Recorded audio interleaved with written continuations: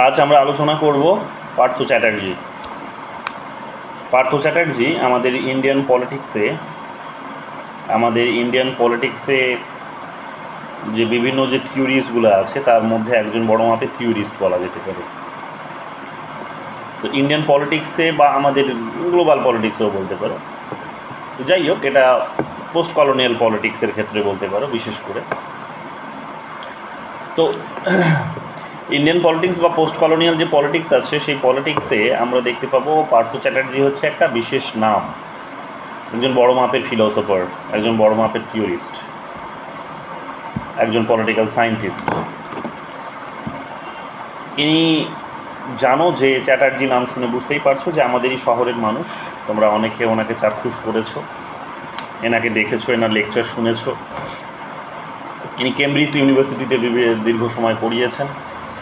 ইনি এখানে আমাদের কলকাতাতে যে সেন্টার বলে একটি রিসার্চ সেন্টার আছে, তো সেখানে তিনি দীর্ঘ সময় ধরে শিক্ষকতা করেছেন, গবেষণা করেছেন এবং এখনও জড়িত। বিভিন্ন সময় তিনি এখানে লেকচার দেন। আনন্দবাজার পত্রিকায় বিভিন্ন সময় এনার লেখা তোমরা পড়েছো। লেটেস্ট যে লেখাটি বেরিয়েছিল এনার, সেটা সম্ভবত ওবিসিকে কেন্দ্র করে, ওবিসির যে জাজমেন্টটা হাইকোর্টের এসেছিল, সেখানে কিভাবে সেই জাজমেন্টটি এত বড় একটা সংখ্যাকে এক্সক্লুশন করছে, তো সেই বিষয়গুলিকে তিনি তুলে ধরার চেষ্টা করেছেন যে সেখানে এত বড় একটা জনসংখ্যাকে ডেমোক্রেটিক যে প্রসেস, সেই প্রসেসে তাদের যেভাবে ইনক্লুশন হয়েছিল সেই প্রসেস থেকে তাদেরকে বের করে দেওয়া হলো। তো এখানকার লিগ্যাল সিস্টেম সেখানে কিন্তু গুরুত্বপূর্ণ ভূমিকা পালন করেছে এবং তার একটা সমালোচনামূলক লেখা অবশ্যই এসেছে। বিশ্লেষণধর্মী সমালোচনামূলক একটা লেখা আমরা পেয়েছি এবং আমরা দেখতে পাবো যে বিভিন্ন সময় তিনি ইন্ডিয়ান পলিটিক্সের বিভিন্ন বিষয় নিয়ে কিন্তু লেখালেখি করেছেন এবং ইন্ডিয়ান পলিটিক্সে তিনি একটি বিকল্প নাম। ইন্ডিয়ান পলিটিক্সে, ইন্ডিয়ান পলিটিক্যাল সায়েন্সে, ইন্ডিয়ান ইকোনমিতে, ইন্ডিয়ান সোশ্যাল সিস্টেমের ক্ষেত্রে তিনি একটি বিকল্প নাম। এই বিকল্প নামটি উচ্চারণ করা হয় মূলত যে কারণে, সেটি হচ্ছে যে তিনি নতুন ধরনের একটি জাতীয়তাবাদের ধারণা আমাদের সামনে উপহার দিয়েছেন, প্রেজেন্ট করেছেন। ন্যাশনালিজমের যে তার যে আলোচনা, সেই ন্যাশনালিজমের আলোচনার জন্য তিনি বিখ্যাত হয়েছেন। তার অনেক রাইটিং আছে, তার মধ্যে সবথেকে গুরুত্বপূর্ণ যে রাইটিংটি, যেটা জন্য তিনি পার্থ চ্যাটার্জি হয়েছেন, সেটি হচ্ছে তিনি জাতীয়তাবাদের একটি বিকল্প ধারণা আমাদের সামনে প্রস্তুত করেছেন। তিনি জাতীয়তাবাদের একটা বিকল্প ধারণা আমাদের সামনে প্রস্তুত করেছেন, যে কারণে বলা যেতে পারে যে তিনি পার্থ চ্যাটার্জি হয়েছেন। তো সেই ধারণায়, বিশেষ করে তিনি ন্যাশনালিজমের সেই ধারণায় তিনি যে বিষয়গুলিকে দাঁড় করানোর চেষ্টা করেছেন, যেভাবে তিনি ইন্ডিয়ান ন্যাশনালিজমকে শেপ দেওয়ার চেষ্টা করেছেন এবং প্রচলিত যে সমস্ত থিওরিজগুলো আছে, যে ধারণাগুলো আছে জাতীয়তাবাদের, সেই ধারণা থেকে সম্পূর্ণ বিপরীতধর্মী একটা ধারণা তিনি কিন্তু দেওয়ার চেষ্টা করেছেন। এবং তারপর থেকে সেটা জাতীয়তাবাদের আলোচনা করতে হলে, ইন্ডিয়ান ন্যাশনালিজমের বিশেষ করে আলোচনা করতে হলে পার্থ চ্যাটার্জির আলোচনাটা অবশ্যই কিন্তু আসে। তিনি যেমন একদিকে পোস্ট কলোনিয়াল একজন বড় মাপের যেমনি থিঙ্কার্স, তিনি যেমন একদিকে বলা যেতে পারে যে ওয়েস্টার্নাইজেশনের যে প্রসেস বা মডার্নাইজেশনের যে প্রসেস, সেটার যেমন তিনি একরকম বড় মাপের নিন্দুক বা সমালোচক, তেমনি আবার ন্যাশনালিজমকে যেভাবে তৈরি করা হয়েছে, যেভাবে শেপ দেওয়া হয়েছে ইন্ডিয়ান ন্যাশনালিজমকে, সেটারও তিনি কিন্তু একটা সমালোচক, একজন বড় মাপের সমালোচক। এবং এই দুইয়ের মাঝখান থেকে তিনি একটা বা এই দুটো ধারণার বাইরে বেরিয়ে এসে তিনি একটা বিকল্প ধারণা দেওয়ার চেষ্টা করেছেন, দেখানোর চেষ্টা করেছেন। নতুন ধরনের একটা পলিটিক্যাল একটা বলা যেতে পারে যে একটা ডেভেলপমেন্ট তিনি আমাদের সামনে কিন্তু উপস্থিত করেছেন। একটা বড় রিভলিউশনস, তিনি ইন্টেলেকচুয়াল রিভলিউশন সেখানে তিনি জেনারেট করেছেন, যেটা একটা বিকল্প রাজনীতির কথা বলে, বিকল্প সেখানে একটা কিন্তু সামাজিক ব্যবস্থার কথা বলে। তো বিকল্প সামাজিক এবং বিকল্প রাজনৈতিক ব্যবস্থাকে প্রমোট করার ক্ষেত্রে, ইন্ডিয়ান পলিটিক্সের ক্ষেত্রে এবং ওভারঅল বলা যেতে পারে যে পোস্ট কলোনিয়াল যে কান্ট্রিজগুলো আছে, অর্থাৎ যাদের দীর্ঘদিন ধরে একটা কলোনির অভিজ্ঞতা ছিল, তো সেখান থেকে তিনি আমরা দেখতে পাবো যে আমাদের একটা বিকল্প ধারণা দেওয়ার চেষ্টা করেছেন, একটা পোস্ট কলোনিয়াল থিওরি তিনি দাঁড় করানোর চেষ্টা করেছেন। সো এই বিষয়গুলো নিয়েই আজ আমরা চর্চা করব, যে তিনি আমাদের ইন্ডিয়ান পলিটিক্সের ক্ষেত্রে জাতীয়তাবাদের যে ধারণা, সেই ধারণাটিকে কিভাবে তিনি তার যে ইভলিউশনস, সেটাকে কিভাবে তিনি ব্যাখ্যা করেছেন, কিভাবে তিনি সমালোচনা করেছেন। এবং আমরা এটাও বোঝার চেষ্টা করব যে তিনি বিকল্প একটা স্কুলসের নির্মাতা, সে বিকল্প একটা স্কুল নির্মাণ করার মধ্য দিয়ে কীভাবে ইন্ডিয়ান সোসাইটি, ইন্ডিয়ান কালচারকে তিনি সেখানে এবং ইন্ডিয়ান ন্যাশনালিজমসকে একটা ইন্ডিপেন্ডেন্ট ন্যাশনালিজম করার দিকে একটা ইন্টেলেকচুয়াল রিভলিউশনসকে জেনারেট করেছেন। এই বিষয়গুলোই আমরা আজ বোঝার চেষ্টা করব এবং এটাও চেষ্টা করব যে আজ আমরা কোথায় দাঁড়িয়ে আছি। এই আলোচনাগুলো শুরু হয়েছে, আলোচনার কেন্দ্রবিন্দুতে আছে, কিন্তু এর ফলাফলটা কি উঠে এসেছে মোটামুটিভাবে আমরা সেগুলোও বোঝার চেষ্টা করব। কী ধরনের নতুনত্ব আমরা দেখতে পেয়েছি ইন্ডিয়ান পলিটিক্সের মধ্যে, তাদের এই চিন্তাভাবনাগুলো বিশেষ কোনো উন্নতি করতে পেরেছে কি পারেনি, সেগুলো আমরা নিয়ে অবশ্যই চিন্তাভাবনা করব। সো সেদিকেই আমাদের নজর থাকবে আজকের আলোচনায়। এবং আজকের আলোচনায় যে বিষয়গুলো উঠে আসবে সেগুলোর প্রায় 90% কোয়েশ্চেন্স কিন্তু পরীক্ষায় এসে গেছে, বিভিন্ন পরীক্ষায় এসেছে, নেট সেটে এসেছে, গুজরাটে এসেছে, বিভিন্ন জায়গায় এসেছে, মাস্টার্সের এন্ট্রান্সেও দেখলাম প্রেসিডেন্সিতে এসেছে। সো এগুলো খুবই গুরুত্বপূর্ণ আলোচনা। পার্থ চ্যাটার্জি একটা গুরুত্বপূর্ণ রাইটার, একজন গুরুত্বপূর্ণ লেখক তিনি, কাজে আমাদেরকে একটু গুরুত্ব সহকারে তাকে পড়তে হবে এবং তার নামগুলো বারবার জিজ্ঞেস করে। তো যেমনটা বলছিলাম যে তিনি একটা বিকল্প ধারণা দিয়েছেন, যে ধারণাটিকে বলা হচ্ছে ডেরিভেটিভ ডিসকোর্সের ধারণা তিনি দিয়েছেন। কতগুলো টার্মিনোলজি আমরা তার সম্পর্কে আগে শুনে নিই, যে টার্মিনোলজিসগুলো মুখস্থ করে ফেলো এক প্রকার, যে এগুলো পরীক্ষায় আসবে বাধ্যতামূলকভাবে, এগুলো তুমি পাবেই এগুলো নামগুলো। তো এই টার্মিনোলজিসগুলো মুখস্থ করে ফেলো, দরকার হলে একটা সিঙ্গেল পেজে এগুলো লিখে রাখো, জাস্ট এগুলোই দেখবে বারবার, তাহলেই হবে। ডেরিভেটিভ ডিসকোর্সের একটা টার্মিনোলজি আমরা পাবো, ডেরিভেটিভ ডিসকোর্স বলে একটা শব্দ আমরা পাবো।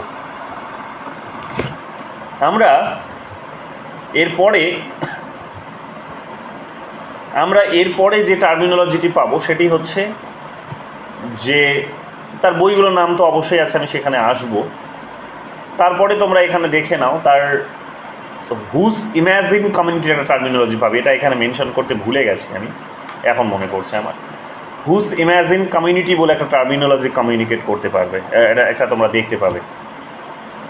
ইম্যাজিন কমিউনিটির এগেনস্টে তিনি একটা আইডিয়া জেনারেট করেছিলেন, যেটার নাম হচ্ছে হুজ ইম্যাজিন কমিউনিটি। তো এই টার্মিনোলজিটাও তোমরা পাবে।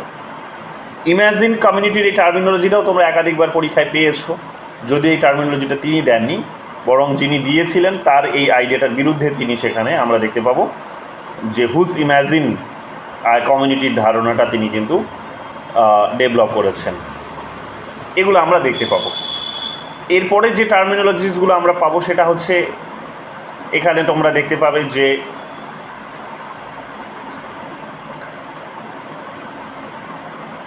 এখানে তোমরা মডার্নিটি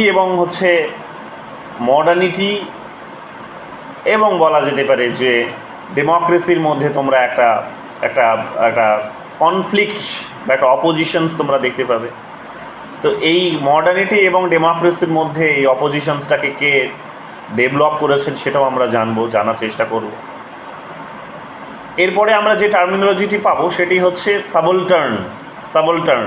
একাধিকবার পরীক্ষায় পেয়েছো তোমরা সাবলটার্ন শব্দটি। তো সাবলটার্ন শব্দটি আমরা পাবো, যেটার সঙ্গে তিনি জড়িত। কিভাবে জড়িত আমরা আলোচনা করব। টার্মিনোলজিটা লিখে নিতে পারো, এগুলো সাবলটার্ন এখানে লেখা আছে, দেখো। এরপরে আমরা দেখতে পাবো যে এরপরে যে টার্মিনোলজিটা আমরা পাবো সেটা হচ্ছে যে এখানে তিনটে টার্মিনোলজি আরও পাবে তোমরা। সেটা হচ্ছে যে তিনটে টার্মিনোলজির মধ্যে প্রথম টার্মিনোলজিটা হচ্ছে দ্য মোমেন্ট অফ ডিপারচার। ভালো করে নোট করে নাও, এই টার্মিনোলজিসগুলোই এক্সপ্লেন করবো আমি আজ। Moment of departure. দ্বিতীয় টার্মিনোলজি তোমরা পাবে এখানে মোমেন্ট অফ ম্যানুভার। ভারতের ইন্ডিয়ান ন্যাশনালিজমকে তিনি এক্সপ্লেইন করতে গিয়ে এগুলো বলেছেন, তার ইভলিউশনসটা দেখাতে গিয়ে তিনি এই টার্মিনোলজিসগুলো ব্যবহার করেছেন। তো তো সেকেন্ড টার্মিনোলজি তিনি ন্যাশনালিজমকে ডিনোট করতে গিয়ে এটা ব্যবহার করেছেন। থার্ড যেটা করেছেন যেটা তোমাদের বললাম, বলিনি, সেটা হচ্ছে যে মোমেন্ট অফ অ্যারাইভাল। এই তিনটে টার্মিনোলজি তিনি ইন্ডিয়ান ন্যাশনালিজমের এভলিউশনস দেখাতে গিয়ে কিন্তু মেনশন করেছেন। এগুলো আমরা দেখতে পাবো। এবং এছাড়াও আমরা যে টার্মিনোলজিসগুলো তার নামের সাথে জড়িত পাবো সেগুলো হচ্ছে যেমন এখানে তোমরা দেখতে পাবে যে দ্য থিম্যাটিক এবং দ্য প্রবলেমেটিক, এই দুটো টার্মিনোলজিও তোমরা পাবে। ভালো করে আগে নোট করে নাও এই টার্মিনোলজিসগুলো, the thematic and the problematic. এরপরে যে টার্মিনোলজিসটা তোমরা পাবে ওনার নামের সাথে জড়িত সেটা হচ্ছে এখানে পলিটিক্যাল সোসাইটি এবং সিভিল সোসাইটি। এই টার্মিনোলজি দুটিও তোমরা তার নামের সাথে পাবে, পলিটিক্যাল সোসাইটি এবং সিভিল সোসাইটি। পলিটিক্যাল সোসাইটি এবং সিভিল সোসাইটি। এবং তার একটা বইয়ের নামের সাথে জড়িত একটা বইয়ের মানে একটা নাম পাবে, সেটা হচ্ছে একটা টার্মিনোলজি পাবে, সেটা হচ্ছে the politics of the governed, এই নামটিও তোমরা পাবে। সাবলটান রেসিস্ট্যান্স, এই নামটিও তোমরা পাবে। তো এই নামগুলো, এই টার্মিনোলজিসগুলো তোমরা কিছুক্ষণের মধ্যে আলোচনা এর শুনতে চলেছো। এবং যেটা তোমাদের বললাম বোধহয়, সিভিল সোসাইটি এবং পলিটিক্যাল সোসাইটি, দেখো এখানে সিভিল সোসাইটি এবং তার নিচেই রয়েছে পলিটিক্যাল সোসাইটি। তো এই টার্মিনোলজিসগুলোও তোমরা কিন্তু পাবে। সিভিল সোসাইটির আলোচনা আমরা অনেক আগে থেকেই করে আসছি। সিভিল সোসাইটির আলোচনা আমরা শুরু করেছিলাম সিভিল সোসাইটির আলোচনা হেগেল থেকে, যেটা আবার প্লেটোর কাছ থেকেও কিছুটা পাওয়া গেছিল। তারপরে আমরা আলোচনা করেছি সিভিল সোসাইটির আলোচনা আমরা আলোচনা করেছি কার্ল মার্কসের মধ্যে। তারপরে সেই আলোচনা আমরা পেয়েছি সেখানে গ্রামশির মধ্যে। এবং গ্রামশি থেকে তিনি এখানে যে ধারণাটি ধার করেছিলেন সেটা হচ্ছে এই সিভিল সোসাইটির ধারণাটি। গ্রামশি থেকে তিনি আসলে গ্রামশি দ্বারা প্রভাবিত হয়েছিলেন, গ্রামশির সিভিল সোসাইটির ধারণা দ্বারা প্রভাবিত হয়েছিলেন। এবং তার নিজস্ব ক্রিয়েশন হচ্ছে পলিটিক্যাল সোসাইটির ধারণা। তার নিজস্ব ক্রিয়েশন হচ্ছে পলিটিক্যাল সোসাইটির ধারণা, পলিটিক্যাল সোসাইটি। তো এই টার্মিনোলজিগুলো ভালো করে মুখস্থ করে নাও, এগুলোই বারবার পরীক্ষায় আসবে, তোমাকে এগুলোই ভালো করে কিন্তু মনে রাখতে হবে, এগুলো তোমাকে মনে রাখতে হবে। এবার চলে আসো আমাদের আলোচনা শুরু করার পূর্বে সবার আগে আমরা দেখে নিই, আমরা অবশ্যই ডেরিভেটিভ ডিসকোর্স বা তার ন্যাশনালিজমের যে আলোচনা, হুজ ইমাজিন কমিউনিটির যে আলোচনা, সেগুলো আমরা অবশ্যই করব, বা যে যত সমস্ত টার্মিনোলজি আমি মেনশন করলাম সমস্ত কিছু আলোচনা করব। কিন্তু তার আগে জেনে নাও যে তিনি কি বই লিখেছেন, তার গুরুত্বপূর্ণ বইগুলোর নাম একবার দেখে নাও, একাধিকবার পরীক্ষায় এগুলো এসেছে। প্রথম বইটি হচ্ছে nationalist thought and the colonial world, আর ডেরিভেটিভ ডিসকোর্স, কলম দিয়ে রয়েছে, আর ডেরিভেটিভ ডিসকোর্স এবং কোয়েশ্চেন্স মার্ক রয়েছে। বইটা প্রকাশিত হয়েছিল 1986-এ। এই বইটা যার লেখার এগেইনস্টে তিনি প্রকাশিত করেছিলেন, যার বইয়ের এগেইনস্টে তিনি এই বইটা প্রকাশিত করেছিলেন, সেটা হচ্ছে বেনেডিক্ট অ্যান্ডারসনের ইমাজিন কমিউনিটি নামক যে বইটি বেরিয়েছিল 1983-তে, এর ঠিক 3 বছর আগে যে বইটি বেরিয়েছিল, সেই বইয়ে ইমাজিন কমিউনিটি বলে যে ধারণাটি তিনি তৈরি করেছিলেন বেনেডিক্ট অ্যান্ডারসন, তো সেটাকে তিনি ক্রিটিসাইজ করেছিলেন তার এই বইয়ে, nationalist thought and the colonial world, আর ডেরিভেটিভ ডিসকোর্স 1986। বলো কি বলছো? শুনতে পাচ্ছি, হ্যাঁ। বললাম যে বইটার কথা এখন বললেন ওটা 1986 আছে ওইখানে, কিন্তু আমার কাছে যে বইটা আছে না সেটা তো হচ্ছে 1993 আছে। না, 86 হবে। তার উপরে একটা বই আছে যেটা কোলনের পর লেখা নেই, কিন্তু ওটা 1986 করা আছে। কি বই সেটা? ডেরিভেটিভ ডিসকোর্সের অনেক কটা ভলিউম ছিল, তো ওর জন্য হয়তো হতে পারে। পরে দেখছি বললে যখন আমি একবার দেখি। প্রাইমারি বইগুলো এগুলো পড়া সম্ভব হয়নি আমাদের পক্ষে এখনও, আমার পক্ষে হয়নি। যতটা সেকেন্ডারি আর্টিকেলসগুলোকে পড়ে এটা করা যায়, আমি একবার দেখে নিচ্ছি বললে যখন। কত সালে প্রকাশিত হয়েছে আমি দেখছি। একদিন ওনার সিভিটাও দেখছিলাম, অনেক আগে, মনেও নেই আমার। একদিন সিভিটা দেখছিলাম, 50-60 পাতার একটা সিভি, অনেক বড় একটা সিভি। তো আমার মনে নেই তখন কি ছিল এক্স্যাক্ট, একবার গুগল করে নিচ্ছি, দেখে নাও। না, অনেক কিছু চলে আসবে। সে কি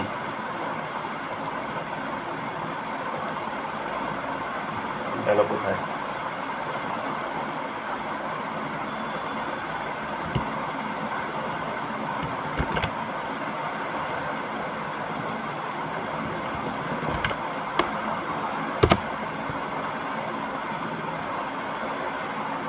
নাইনটিন 86ই হবে, অরিজিনালি পাবলিশড হয়েছিল 1986। ঠিক আছে, কারেক্ট করে নাও। তো আমরা এখানে কি দেখতে পাবো? আমরা এখানে দেখতে পাচ্ছি যে তার এই বইটি প্রকাশিত হয়েছে 1986-এ। যে বইয়ের এগেনস্টে তিনি এই বইটি প্রকাশিত করেছিলেন সেই বইটি হচ্ছে বেনেডিক্ট অ্যান্ডারসনের লেখা ইমাজিন কমিউনিটি। ইমাজিন কমিউনিটির এগেনস্টে তিনি লিখেছিলেন হুস ইমাজিন কমিউনিটির এই ধারণাটা এখানে দিয়েছিলেন। সেই বইয়ে আমরা সেটা দেখতে পাবো 1986-এ এটা কিন্তু এসেছিল। এরপরে আমরা দেখতে পাবো যে যে বইটি গুরুত্বপূর্ণ সেটি হচ্ছে 1993-তে, সেটা হচ্ছে the nation and its fragments, colonial and post colonial histories 1993-তে প্রকাশিত। কি আছে সেগুলো একটু ছোটোখাটো করে বলার চেষ্টা অবশ্যই করব। এরপরে 3 নম্বরে যেটা গুরুত্বপূর্ণ তার বই আছে সেটা হচ্ছে a possible India, essay in political criticism 1997। A possible India, essay in political criticism 1997। 4 নম্বরে তার যে বইটি গুরুত্বপূর্ণ সেটি হচ্ছে the politics of the governed, reflections on popular politics in most of the world 2004-এ প্রকাশিত হয়েছিল। 5 নম্বরে যে বইটি গুরুত্বপূর্ণ সেটি হচ্ছে যে lineages of political society, studies in post colonial democracy 2011-এ প্রকাশিত হয়েছে। বলো কি বলছো? আমি দেখলাম যে ন্যাশনালিস্ট থট ডেরিভেটিভ ডিসকোর্স, এই বইটা আবার গায়ত্রী চক্রবর্তী শ্রীভাগ্য মানে করেছিলেন, সেটা আবার 1993 দেখাচ্ছে। দেখে নিও। তো এখানে তারপরে দেখো কি বলছে, the black hole of empire, history of a global politics, practice of power 2012-এ প্রকাশিত হয়েছে। The black hole of empire, history of a global practice of power 2012। এবং এখানে যে লাস্ট বইটি মেনশন করা হয়েছে, যেটা পরীক্ষায় একবার দেখলাম এসেছে গুজরাটে, সেটা হচ্ছে I am the people, reflections on popular sovereignty today 2019। তো এই বিষয়গুলো নিয়ে তিনি চর্চা করেছেন, এই বইগুলো লিখেছেন এবং কি চর্চা করেছেন এর ভেতরে সেগুলো আমরা অবশ্যই বোঝার চেষ্টা করব। তো বুঝতেই পারছো, তার মানে তার বেসিক আলোচনার বিষয়টি হচ্ছে এখানে ন্যাশনালিজম, জাতীয়তাবাদ। কিসের জাতীয়তাবাদ? কার জাতীয়তাবাদ? জাতীয়তাবাদ হচ্ছে পোস্ট কলোনিয়াল কান্ট্রিজগুলোর, পোস্ট কলোনিয়াল একটা বা কলোনিয়াল এক্সপিরিয়েন্স যাদের ছিল, যাদেরকে এই কারণে পোস্ট কলোনিয়াল বলা হচ্ছে। তো কলোনিয়াল এক্সপিরিয়েন্স যাদের ছিল তাদের জাতীয়তাবাদের ধারণাটি তিনি তুলে ধরেছেন। তবে বিশেষভাবে তিনি এখানে আলোচনা করেছেন ইন্ডিয়ার বিষয়টি। ইন্ডিয়ার বিষয়টি নিয়ে এখানে চর্চা করতে গিয়ে আমরা দেখতে পাবো তিনি যেটা বললাম যে বেনেডিক্ট অ্যান্ডারসনের একটা বই বেরিয়েছিল হুস ইমাজিন কমিউনিটি 1983-তে বেরিয়েছিল।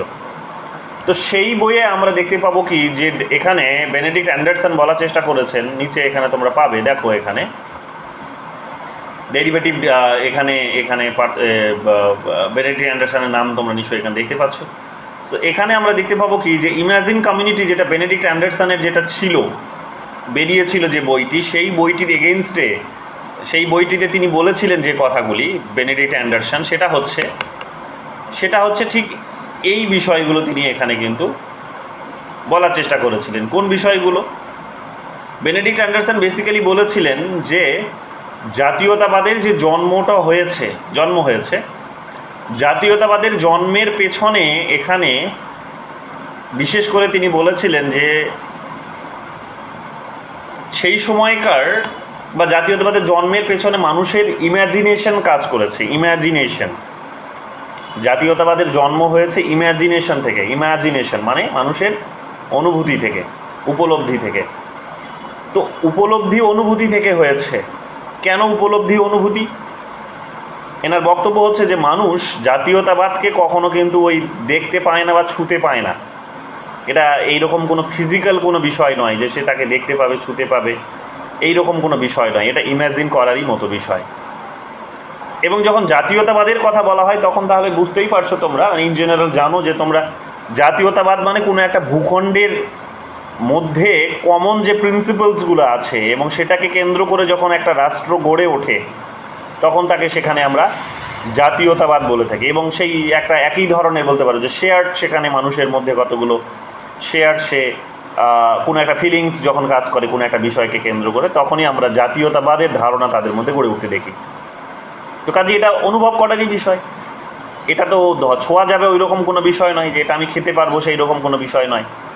তাহলে একটা ভূখণ্ডের মধ্যে যেখানে মানুষের একটা শেয়ার্ড কালচার থাকতে পারে বা শেয়ার্ড কিছু থাকতে পারে, তো সেই শেয়ার্ড বিষয়গুলো যখন মানুষ সেটা আবার দেখতে পায় না বা ছুঁতে পারে না, যেটা যখন সে অনুভব করে, ইম্যাজিন করে, তখনই আসলে তিনি বলছেন যে সেখান থেকেই কি হয়, যে যদি জাতিরাষ্ট্র তৈরি হয় তাহলে সেখান থেকেই কিন্তু জাতীয়তাবাদের ধারণাও তৈরি হয়েছে। তাহলে তিনি বলার চেষ্টা করলেন যে ইউরোপে যে জাতীয়তাবাদের ধারণা তৈরি হয়েছিল, সেই জাতীয়তাবাদের ধারণার উত্থানের পেছনে গুরুত্বপূর্ণ ভূমিকা ছিল, বেনেডিক্ট অ্যান্ডারসন বলছেন, ভালো করে ধ্যান দেবেন, গুলিয়ে ফেলবে না যেন। তো বেনেডিক্ট অ্যান্ডারসন বলছেন যে ইউরোপে জাতীয়তাবাদের জন্মের পেছনে গুরুত্বপূর্ণ ভূমিকা ছিল সেখানকার যে ইন্ডাস্ট্রিয়ালাইজেশনস, সেগুলোর একটা গুরুত্বপূর্ণ ভূমিকা ছিল।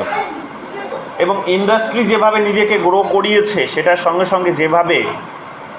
সঙ্গে যেভাবে মানুষের মধ্যে কমিউনিকেশনসটা স্প্রেড হয়েছে, সেটার মধ্য দিয়ে কি হয়েছে, একটা ভার্চুয়াল কমিউনিকেশন যেটার মধ্য দিয়ে হয়েছে, একটা রিমোট কমিউনিকেশন যেটার মধ্য দিয়ে হয়েছে, তো সেগুলোর মধ্য দিয়ে বলা যেতে পারে মানুষের মধ্যে একটা ইম্যাজিনেশনস কাজ করেছে। এগুলো কি? তার বক্তব্য হচ্ছে যে যখন ইন্ডাস্ট্রিয়ালাইজেশন আসলো তখন স্বাভাবিকভাবেই ইন্ডাস্ট্রিয়ালাইজেশন আসার সঙ্গে সঙ্গে সেখানে ইন্ডাস্ট্রির হাত ধরে তখন বই এসেছে, ম্যাগাজিন এসেছে, এবং এগুলোর প্রচুর ব্যবহার শুরু হয়েছে। এবং এই প্রচুর বইপত্র, ম্যাগাজিন, টিভি বা যাই বলো না কেন, এগুলোতে আমরা কি দেখতে পেয়েছি, মানুষ তাদের পুরো ভূখণ্ডটাকে হয়তো দেখতে পারে না, সেটার সঙ্গে সে তার যে ফেলো মেম্বার্স আছে, তার যে সেখানে কলিগস আছে, বা সাধারণ তার মতোই আরও যারা সদস্য আছে ওই ভূখণ্ডের, তাদের সঙ্গে তার কোনো সরাসরি পরিচয় ঘটেনি, তার সঙ্গে তাদের কোনো সখ্যতা তৈরি হয়নি, কোনো একজন ব্যক্তির হয়তো তৈরি হয়নি, এবং একে অপরের সঙ্গে এরকমভাবে হয়নি। কিন্তু তারা এটা ইম্যাজিন করেছে যে আমরা তারপরেও কিন্তু একই জাতীয়তাবাদের মধ্যে বসবাস করি, একই জাতীয়তাবাদের আমাদের কিন্তু, বা আমাদের জাতীয়তাবাদী একটা পরিচয় আছে। তো এই ধরনের একটা কমন শেয়ার্ড একটা সেন্স তাদের মধ্যে কাজ করেছে, বা একটা সিস্টেম কখনো কাজ করেছে, এবং সেখান থেকেই তাদের মধ্যে জাতির ধারণা গড়ে উঠেছে, জাতীয়তাবাদের ধারণা গড়ে উঠেছে। তো এটার পেছনে বুঝতেই পারছো তাহলে একটা ইম্যাজিনেশন কাজ করেছে। তারা কিন্তু একটা ভূখণ্ডের মধ্যে যদি 2 লাখ মানুষ থাকে বা 10 লাখ মানুষ থাকে বা 1 কোটি মানুষ থাকে, তাহলে প্রত্যেকের সঙ্গে প্রত্যেকের এখানে কমিউনিকেশন নেই, এবং তাদের মধ্যে নিজেদের প্রত্যেকের যে একটা সরাসরি একটা কমিউনিকেশনের মধ্য দিয়ে জাতীয়তাবাদের ধারণা গড়ে উঠেছে, রাষ্ট্রের ধারণা গড়ে উঠেছে, তা কিন্তু নয়। তো ওখানে আমরা দেখতে পাবো যে জাতীয়তাবাদের ধারণা গড়ে ওঠার পেছনে গুরুত্বপূর্ণ ভূমিকা পালন করেছে, তার বক্তব্য হচ্ছে যে ইন্ডাস্ট্রিয়াল রিভলিউশনস আসার ফলে যেভাবে টেকনোলজির ব্যবহার শুরু হলো, এবং যে সমস্ত বিষয়গুলো সে জন্ম দিল, সেই সমস্ত মানে ইন্ডাস্ট্রিয়ালাইজেশনের জন্য অবশ্যই সেখানে একটা স্ট্রং গভর্নমেন্টের তো প্রয়োজন ছিলই, এবং আলটিমেটলি সেটার জন্য আমরা দেখতে পাবো যে এমন কতগুলো ইনস্ট্রুমেন্ট তৈরি করা হয়েছে যেটার মধ্যে দিয়ে মানুষকে এটা ফিল করানো হয়েছে যে তোমরা একটা ভূখণ্ডে বসবাস করছো এবং তোমাদের শেয়ার্ড একটা হয়তো সেন্স কাজ করছে, এটা মানুষকে ইম্যাজিন করানো হয়েছে।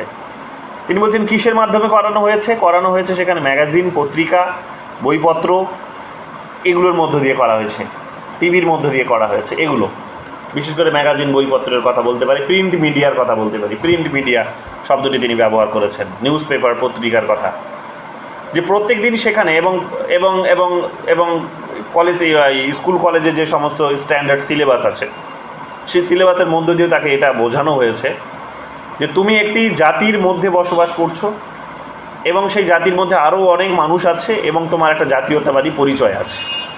তো যখন তাকে এটা ফিল করানো হয়েছে, পত্রিকায় যখন এটা বারে বারেই তার কোনো একটা অঞ্চলের কোনো একটা ব্যক্তির, মানুষের ঘটনা সম্পর্কে যখন লিখে রাখা হয়েছে, এবং সেটা নামকরণ করা হয়েছে সেটাই, যেটা হয়তো এই মানুষটার হয়তো আইডেন্টিটির সঙ্গে সিমিলার, তখন সে তার সেই অ্যাক্টিভিটিসের মধ্য দিয়ে নিজেকে কিন্তু কানেক্ট করতে পারে।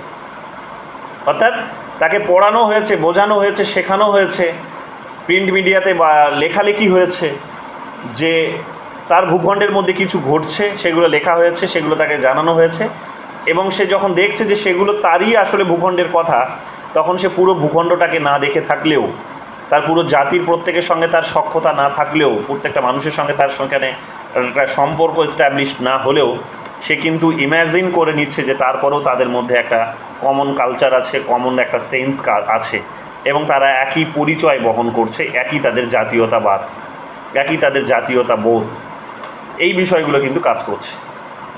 তো এখান থেকেই আসলে তিনি বলার চেষ্টা করলেন যে তাহলে বুঝতেই পারছো যে ইউরোপে জাতীয়তাবাদ তৈরির পেছনে ইম্যাজিনেশন কাজ করেছে, যে মানুষ ইম্যাজিন করেছে যে সে অমুক রাষ্ট্রের অধীনে আছে, তার অমুক তার জাতীয়তাবাদী একটা পরিচয় আছে, এবং একে অপরকে এইরকমভাবেই করছে, তারা প্রিন্ট মিডিয়ার মধ্য দিয়ে করছে। তো ইউরোপে যখন জাতীয়তাবাদ যখন কনসলিডেট হয়েছে, ইন্টিগ্রেট হয়েছে এবং কনসলিডেট হয়েছে, তখন আমরা দেখতে পাবো যে এই প্রিন্ট মিডিয়া একটা গুরুত্বপূর্ণ ভূমিকা পালন করেছে, যেটা ইন্ডাস্ট্রিয়াল রেভলিউশনের পরে এসেছে। তাহলে জাতীয়তাবাদের উত্থানের পেছনে ইন্ডাস্ট্রিয়ালাইজেশন এবং প্রিন্ট মিডিয়ার একটা গুরুত্বপূর্ণ অবদান আছে, যেটা ইম্যাজিনেশনসকে মানুষের জেনারেট করতে হেল্প করেছে। আগে তোমরা গ্রিক নগর রাষ্ট্রের কথা তোমাদেরকে পড়িয়েছি, গ্রিসের কথা পড়িয়েছি তোমাদেরকে, এথেন্সের কথা পড়িয়েছি, স্পার্টার কথা তোমাদের পড়িয়েছি, এবং সময় নিয়ে পড়েছি, 2-3টে ক্লাসে এগুলো হয়েছে আমাদের। এবং তখন তোমরা কি দেখেছো যে তখন সেখানকার মানুষের মধ্যে যে রাষ্ট্রের ভাবনা, তাদের নিজেদের যে ওয়েলফেয়ার, তাদের নিজেদের যে যা কিছু করতে হবে তাদের নিজেদের জন্য, সেটা কিন্তু সরাসরি ফিজিক্যালি বসে হতো, একটা পার্টিকুলার জায়গায় বসে সভা করে হতো, এবং প্রত্যেকের সঙ্গে প্রত্যেকের একটা ফিজিক্যাল কমিউনিকেশন ছিল, প্রত্যেকের মধ্যে একটা ফিজিক্যাল কমিউনিকেশন ছিল। ফিজিক্যাল কমিউনিকেশনের মধ্য দিয়ে তারা প্রত্যেকে নিজেরা কি করতে পারতো না, তারা প্রত্যেকের সঙ্গে প্রত্যেকের একটা পরিচয় তৈরি হতো, এবং প্রত্যেকে ওখানে বসে নিজেদের মতো করে প্ল্যান পলিসি ডিসাইড করতে পারতো। কিন্তু ইন্ডাস্ট্রিয়ালাইজেশনস, যে কিনা আরও অনেক বড় মাপের রাষ্ট্র ক্ষমতা তার দরকার, তার বড় মাপের ক্ষমতার জন্য বড় মাপের ভূখণ্ডও দরকার পড়বে, এবং এই ভূখণ্ডের ধারণাটিকে টিকিয়ে রাখার জন্য জাতীয়তাবাদের ধারণাটিকে পুশ করতে হবে। এবং এই জাতীয়তাবাদের ধারণা পুশ করতে গিয়ে তারা প্রিন্ট মিডিয়ার সাহায্য নিয়েছে, যে প্রিন্ট মিডিয়ার মধ্যে দিয়ে মানুষকে এটা ফিল করিয়েছে যে তোমার যা পরিচিতি অন্য মানুষগুলোরও তাই পরিচিতি, কাজে তুমি যদি তাদেরকে নাও দেখে থাকো তারপরেও তোমরা কিন্তু একই ভূখণ্ডের মানুষ, একই তোমাদের জাতীয়তাবাদী পরিচয়। ইমাজিনেশনের মধ্য দিয়ে মানুষ এই উপলব্ধিটা করেছে, এবং তাদের মধ্যে এই জাতীয়তাবাদী ভাবনাটা কিন্তু কাজ করেছে। এবং তিনি এতদূর পর্যন্ত ঠিকই ছিল, সমালোচনার বিশেষ কিছু নেই এখানে, এবং এটা ঠিকই, এটা নস্যাৎ করা যায় না। মডার্ন ডেমোক্রেটিক সিস্টেম বা মডার্ন যে স্টেট সিস্টেম তৈরি হয়েছে বা ন্যাশনালিজম, সেখানে আমরা দেখতে পাবো যে হ্যাঁ, এটা একটা গুরুত্বপূর্ণ এলিমেন্টস হিসেবে কাজ করেছে বা এলিমেন্টার হিসেবে কাজ করেছে, যে সেখানে জাতীয়তাবাদকে তারা কিন্তু শেপ দিয়েছে, জাতীয়তাবাদ ধারণাটিকে তৈরি হতে সাহায্য করেছে। কিন্তু প্রশ্ন হচ্ছে যে তাহলে এই আইডিয়ার মধ্যে যদি কোনো দ্বন্দ্ব না থাকে, তাহলে ইনি কেনই বা এর বিপরীতে একটা নতুন বিকল্প ধারণা লিখলেন? তার অন্যতম কারণ হচ্ছে, অর্থাৎ পার্থ চ্যাটার্জি কেনই বা লিখলেন, হুস ইম্যাজিন কমিউনিটির আইডিয়া কেনই বা নিয়ে আসলেন তিনি এনাকে ক্রিটিসাইজ করে বেনেডিক্ট অ্যান্ডারসনকে ক্রিটিসাইজ করে 1986-এ কেনই বা নিয়ে আসছেন? তার পেছনে একটা গুরুত্বপূর্ণ কারণ হচ্ছে যে তিনি বেনেডিক্ট অ্যান্ডারসন এই বইয়ে এটাও বলেছিলেন, যেটা তোমাদের আমি বিভিন্ন সময় ক্লাসে বলেছিলাম, যে ইউরোপের একটা বড় প্রবলেম হচ্ছে যে তারা নিজে যেটা ভাবে সেটা ভাবে যে সকলের, যেটা আমাদের ফরেন মিনিস্টারও কিছুদিন আগে দেখলে তোমরা বললো যে what Europe thinks it's Europe problem, it's a global problem, আর যেটা এশিয়ার প্রবলেম, গ্লোবাল সাউথের প্রবলেম, সেটা তাদের নিজেদের প্রবলেম নয়। এই যেটা বলার চেষ্টা করেছে, অর্থাৎ তারা এক ধরনের ইউনিভার্সালিজমকে সেখানে প্রমোট করে, যে ইউরোপ যেটা ভাবছে ইউরোপের মতো করে হয়তো সবাই ভাববে, ইউরোপের যা অভিজ্ঞতা তাদের হয়তো সবার একই অভিজ্ঞতা, ইউরোপের যে জিওগ্রাফিক্যাল যে ফিচার্স বাকিদেরও হয়তো তাই একই ধরনের ফিচার্স হবে, এবং সেই কারণে তারা নিজেরা যেটা তৈরি করেছে সেটা হয়তো সবাই মেনে নেবে। এই ধরনের একটা বলা যেতে পারে যে এই ধরনের একটা বলা যেতে পারে যে একটা কি বলবো এটাকে, টার্মিনোলজিটাকে, যে একটা ভেগ বলা যেতে পারে, যে একটা কিন্তু আইডিয়া তারা দিয়েছে, যে সবসময় তারা ইউরোসেন্ট্রিসিজম যেটাকে বলা হয়, যে একটা ইউরোপ সেন্ট্রিসিজম তারা কিন্তু সবসময় প্রমোট করার চেষ্টা করেছে। অর্থাৎ যা কিছু তারা তৈরি করেছে মডার্ন থিওরিজগুলোর মধ্যে, জাতীয়তাবাদের এই মডার্ন থিওরিজের মধ্যে আমরা দেখতে পাবো যে তারা কি করেছে। জাতীয়তাবাদের এই মডার্ন থিওরির মধ্যে আমরা দেখতে পাবো যে তারা ইউরোপকে সেখানে ভেবে নিয়েছে যে ইউরোপের যা বিশেষত্ব সেটা গোটা বিশ্বের বিশেষত্ব, এবং একই ইউরোপ যা আছে সেটাও কিন্তু সব জায়গায় একই রকমের। তো ইউরোপের মতোই সবাই এটাই তারা কিন্তু ভেবেছে, অর্থাৎ যে কোনো পলিসি, প্রিন্সিপালস, থিওরি যখন তারা তৈরি করেছে তখন সেটাকে তারা ধরে নিয়েছে যে এটা হচ্ছে ইউনিভার্সাল। পাবলিক অ্যাডমিনিস্ট্রেশন পড়াতে গিয়েও তোমাদের বলেছিলাম যে হারবার্ট সাইমন সেখানে ক্রিটিসাইজ করেছে যে কেন, তার অন্যতম কারণ হচ্ছে যে প্রিন্সিপালসগুলো যেগুলো তৈরি করা হয়েছিল সেগুলোকে বলা হয়েছিল যে ইউনিভার্সাল, যদিও সেগুলো কখনো ইউনিভার্সাল হতে পারে না, এবং তার যুক্তিগুলো আমরা রবার্ট ডালের আলোচনার মধ্যেও দেখেছি। এখানেও ঠিক একই বিষয় যে এরা যখন এই জাতীয়তাবাদী ধারণা কিভাবে তৈরি হয়েছে, জাতীয়তাবাদ কিভাবে শেপ নিয়েছে, যখন এই বিষয়টি আলোচনা করছেন বেনেডিক্ট অ্যান্ডারসন, তখন তিনি বলেছেন যে এই অভিজ্ঞতাটা কিন্তু সবার, এবং স্বাভাবিকভাবে এই অভিজ্ঞতাটা যেহেতু সবার, জাতীয়তাবাদ গড়ে ওঠার পেছনে কিন্তু এই প্রসেসটাই কাজ করেছে, এবং এই কারণে এই ইমাজিন কমিউনিটি তার যে ধারণা, সেই ধারণাটা কিন্তু একটা ইউনিভার্সাল ধারণা, একটা ইউনিভার্সাল একটা কনসেপ্ট, একটা নোশন, ইউনিভার্সাল একটা থিওরির পর্যায়ে কিন্তু সেটা চলে আসতে পারে। এখানে পার্থ চ্যাটার্জি ওনাকে সমালোচনা করে বেঁকে বসেন। তিনি বলেন যে বেনেডিক্ট অ্যান্ডারসন যেটা বলেছেন যে ইউরোপ সেন্ট্রিক যে আইডিয়াটি দিয়েছেন, যে মডার্ন আইডিয়াটি দিয়েছেন জাতীয়তাবাদী ন্যাশনালিজমের, সেটা কিন্তু কমপ্লিটলি সত্য নয়।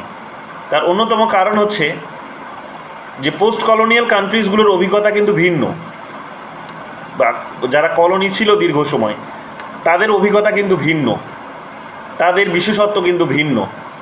কাজেই কখনো এটা হয়নি যে তারা ইম্যাজিন করেছে এবং সেই ইম্যাজিনেশনের মধ্য দিয়ে জাতীয়তাবাদী ধারণা তৈরি হয়েছে, এটা কখনো হয়নি। বরং ইন্ডিয়ার অভিজ্ঞতাটাকে সামনে নিয়ে আসলে দেখা যাবে যে এর অভিজ্ঞতাটা কিন্তু একটু বিকল্প কথাই বলছে, ভিন্ন ধরনের কথা বলছে বেনেডিক্ট অ্যান্ডারসনের ইম্যাজিন কমিউনিটির ধারণা থেকে। এবং তিনি এখানেই বলছেন যেটা হুস ইম্যাজিন কমিউনিটি হতে পারে। কার ইম্যাজিন কমিউনিটি? তো হুস ইম্যাজিন কমিউনিটি হতে পারে। তো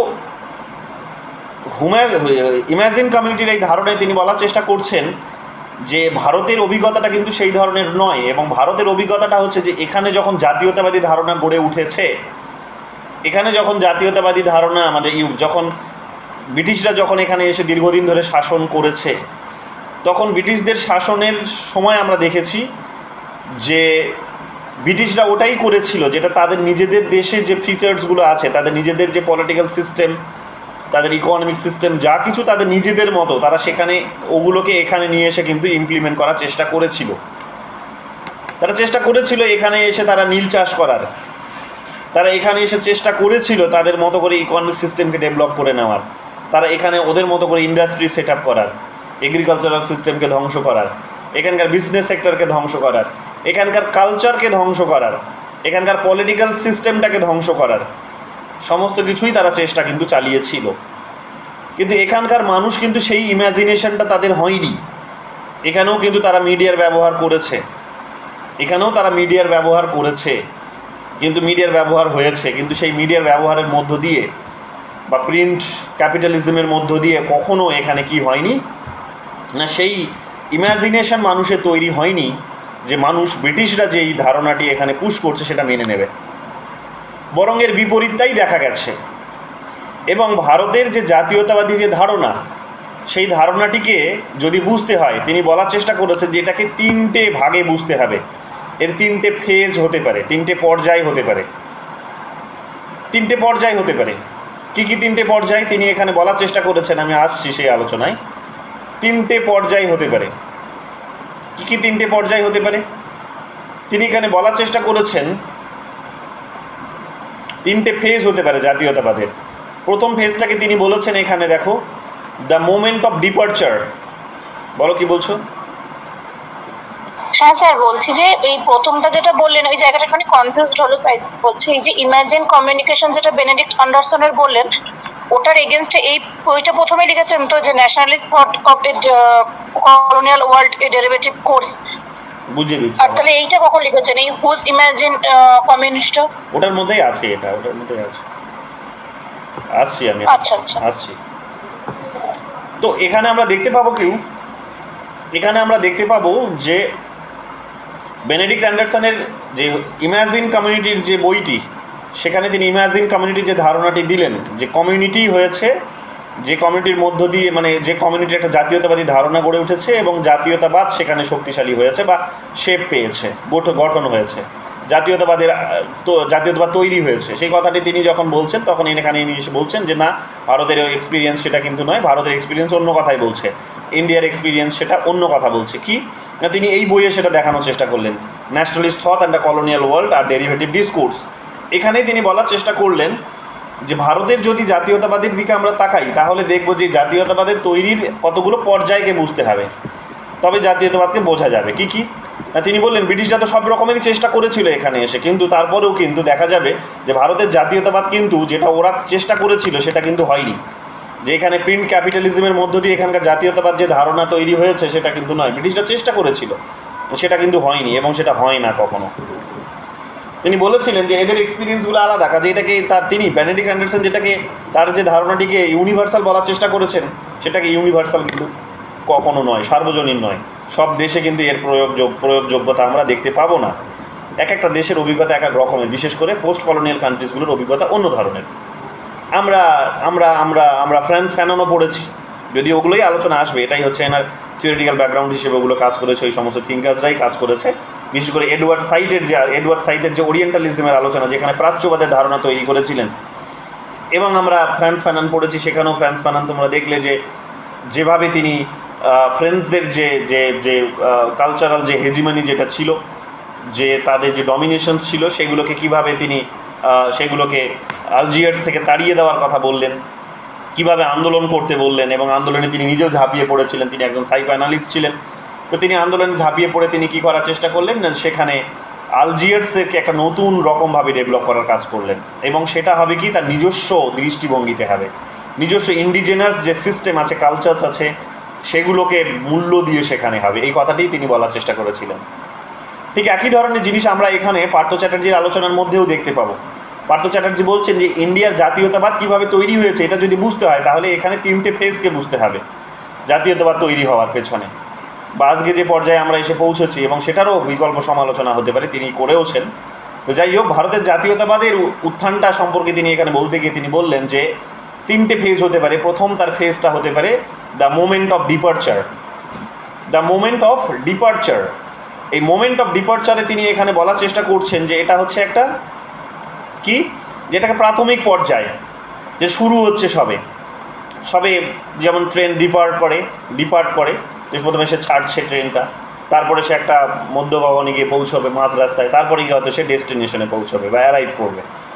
তো এইরকম 3টে ভাগে তিনি ভাগ করেছেন জাতীয়তাবাদের, যে আজকে আমরা যেখানে দাঁড়িয়ে আছি বা ভারতের যে জাতীয়তাবাদের ধারণা তৈরি হয়েছে বা যে জায়গায় দাঁড়িয়ে আছে, সেখানে সেই পর্যায়টিকে দেখানোর জন্য 3টে ফেজের কথা তিনি বলেছেন। যে শুরুতে ডিপারচার হলো, জাতীয়তাবাদের ডিপারচার মানে শুরুটা হচ্ছে, পথ চলা শুরু হচ্ছে। কিভাবে? ভারতীয় জাতীয়তাবাদের পথ চলাটা যদি আমরা দেখি তাহলে দেখতে পাবো এর শুরুটা হচ্ছে এইরকমভাবে যে এখানে ব্রিটিশরা যখন এখানে এসেছিল তখন তারা চেষ্টা করেছিল ঠিকই, কিন্তু এখানে এসে দেখা যাবে কি যে তাদের তৈরি করা সিস্টেমসগুলো এখানে অনেক ধরনের বৈষম্যকে জেনারেট করেছে, বা এখানকার অভিজ্ঞতা ভিন্ন ধরনের, তাদের সাথে মেলে না। যেহেতু মেলে না, এখানকার মানুষ ওই ওয়েস্টের সেই আইডিয়াগুলোকে কিন্তু মেনে নিতে পারেনি। এখানকার মানুষ তাদের নিজেদের ইতিহাস, তাদের নিজেদের যা কিছু আছে, তাদের সংস্কৃতি, সেগুলোকে তারা কিন্তু প্রোটেক্ট করতে চেয়েছিল। এবং শুরুতে আমরা দেখতে পাবো যে এই আইডিয়াগুলোর মধ্যে যে তারা খুব বেশি যে বিরোধিতা করতে পেরেছে ব্রিটিশদের বা ওয়েস্টার্ন এই আইডিয়াসগুলো, তা কিন্তু নয়।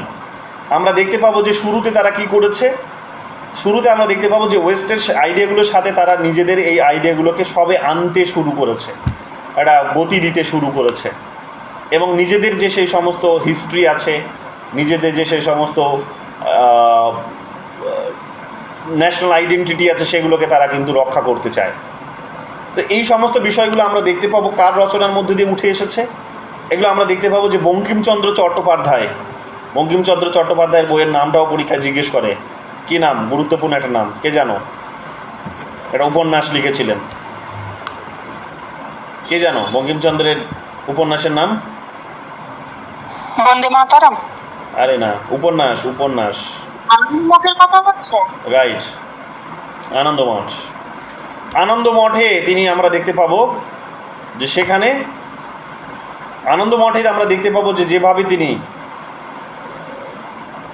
তিনি সেখানে ভারত মাতার জয়ধ্বনি দিয়েছেন, যেভাবে তিনি এখানকার যে সমস্ত বিদ্রোহগুলো হয়েছে সেগুলোকে মূল্য দিয়েছেন, এখানকার মানুষের পরিচয়ের কথাগুলোকে তুলে ধরেছেন, এখানকার ইতিহাসকে সংরক্ষণের কথা বলেছেন। তো এগুলো প্রথম একটা পর্যায়ে বলা যেতে পারে, তার বক্তব্য হচ্ছে এগুলো হচ্ছে প্রথম পর্যায়ে বলা যেতে পারে যে এখানকার মানুষের জাতীয়তাবাদী ধারণাগুলো তৈরি করতে হেল্প করেছে। তো তার যে রচনা আনন্দমঠ, সে আনন্দমঠের মধ্য দিয়ে আমরা দেখতে পাবো কি যে তিনি বলার চেষ্টা করছে যে এখানকার শুরুতে মানুষ ইতিহাসটাকে রক্ষা করার কথা বলছে, অর্থাৎ বঙ্কিমচন্দ্রের লেখার মধ্য দিয়ে উঠে আসছে। এবং যখন তার এই রচনা প্রকাশিত হচ্ছে তখন আমরা দেখতে পাবো ব্রিটিশ সরকার এটা ব্যানও করেছিল, তোমরা জানো, ব্যান করে দিয়েছিল, যে এটা জনগণের মধ্যে বিশাল আলোড়ন ফেলছে এবং জনগণ সেখানে তার এই মন্ত্রে যেন দীক্ষিত হয়ে পড়ছে এবং যেন আবেগে ভেসে পড়ছে। তো এটা ছিল শুরুয়াত, এটা ছিল কিন্তু স্টার্টিং। যে সময় এসে কি হলো যে ভারতের জাতীয়তাবাদ, এই ব্রিটিশদের যে জাতীয়তাবাদী যে ধারণা, সেই জাতীয়তাবাদী ধারণার সঙ্গে সবে পথ চলা শুরু করলো, তার ইতিহাসকে সেখানে কিন্তু কনজার্ভ করার একটা কিন্তু কথা সেখানে সে বলতে পারলো। এখানে বলা হচ্ছে কি, দেখো এখানে বলা হচ্ছে it is called the moment of departure because it makes the initial break from the total acceptance of colonial dominance। যে উপনিবেশের যে আধিপত্য ছিল সেই আধিপত্যটা কিন্তু আমরা চোখ বন্ধ করে মেনে নিইনি। এটা ছিল একটা প্রাথমিক একটা ব্রেক, যেখানে আমরা বলার চেষ্টা করলাম যে না, আমরা চোখ বন্ধ করে সব মেনে নেব না, চোখ বন্ধ করে মেনে নেব না। বঙ্কিমচন্দ্রের লেখার মধ্যে দিয়ে সেটা উঠে আসছে। কি বলছে? thinkers in this phase are actually aware of the disparity between the colonized and the colonizer। অর্থাৎ এখানে এই যে চিন্তাবিদ বঙ্কিমচন্দ্রের মতো, তিনি যারা উপনিবেশিক আর যারা উপনিবেশিকদের শাসনে আছেন, যারা উপনিবেশিক অর্থাৎ যারা হচ্ছে ব্রিটিশ আর ভারতীয়, এদের মধ্যে একটা ডিসপ্যারিটি আছে, বৈষম্য আছে। সেই বৈষম্যটা যে বৃদ্ধি পাচ্ছে সেটা কিন্তু তারা নোটিশ করেছে অ্যান্ড বলছে যে they begin to articulate a nationalist identity. তারা একটা জাতীয় পরিচয়কে আর্টিকুলেট করতে শুরু করলো, একটা সংগ্রহ করতে বা একটা একত্রিত করতে শুরু করলো। However their discourse is heavily influenced by western thought. যদিও এখানে বলছে কি যে যদিও তাদের চিন্তা ভাবনা, যদিও তাদের আলোচনাগুলো বেশিরভাগই কি দেখতে পাবো যে খুবই ভীষণ বা খুবই আর কি হেভিলি বলছে, হেভিলি ইনফ্লুয়েন্সড মানে ভীষণ রকমভাবে প্রভাবিত হয়েছিল পাশ্চাত্য চিন্তাধারা দ্বারা। অর্থাৎ যে আইডিয়াটি তাদেরকে পড়ানো হয়েছে, শেখানো হয়েছে, তারা এতদিন ইম্যাজিন করছিল হয়তো, তো সেটাকে তারা প্রথম এসে চ্যালেঞ্জ জানানোর চেষ্টা করলো। কিন্তু চ্যালেঞ্জ করলেও তাদের আইডিয়ার মধ্যে কিন্তু বেশিরভাগ সংখ্যায় আমরা দেখতে পাবো কি, বা ওই হেভিলি তারা কি ইনফ্লুয়েন্স ছিল কিন্তু ওয়েস্টার্ন আইডিয়া দ্বারাই, ওয়েস্টার্ন থট দ্বারাই। কিন্তু ওয়েস্টার্ন থট তাদের মাথাতে থাকলেও এই ইন্ডিয়ানাইজেশনের কনসেপ্টটা কিন্তু এখান থেকেই শুরু হলো। এবং বলছে because colonialism has shaped there education and world view, because colonialism has shaped their education and world view। যে উপনিবেশবাদ তাদের হচ্ছে কি শিক্ষার এখানে এবং বিশ্ব যে দৃষ্টিভঙ্গি সেটার একটা আকার নিতে শুরু করেছিল, সেই কারণে এরা ওটা দ্বারা বিশেষভাবে প্রভাবিত হয়েছিল। কিন্তু প্রভাবিত হলেও ভারতের ভাবনাটিকে যে রক্ষা করা উচিত, ভারতের ভাবনাটিকে বা ভারতের যে ইতিহাস সেটাকে যে প্রোটেক্ট করা উচিত, এই ধরনের একটা কিন্তু তাদের মধ্যে প্রথম ভাবনা চিন্তাও কিন্তু কাজ করেছিল। তো এটাকে বলা হচ্ছে initial break. There is a desire to reclaim a national identity and history.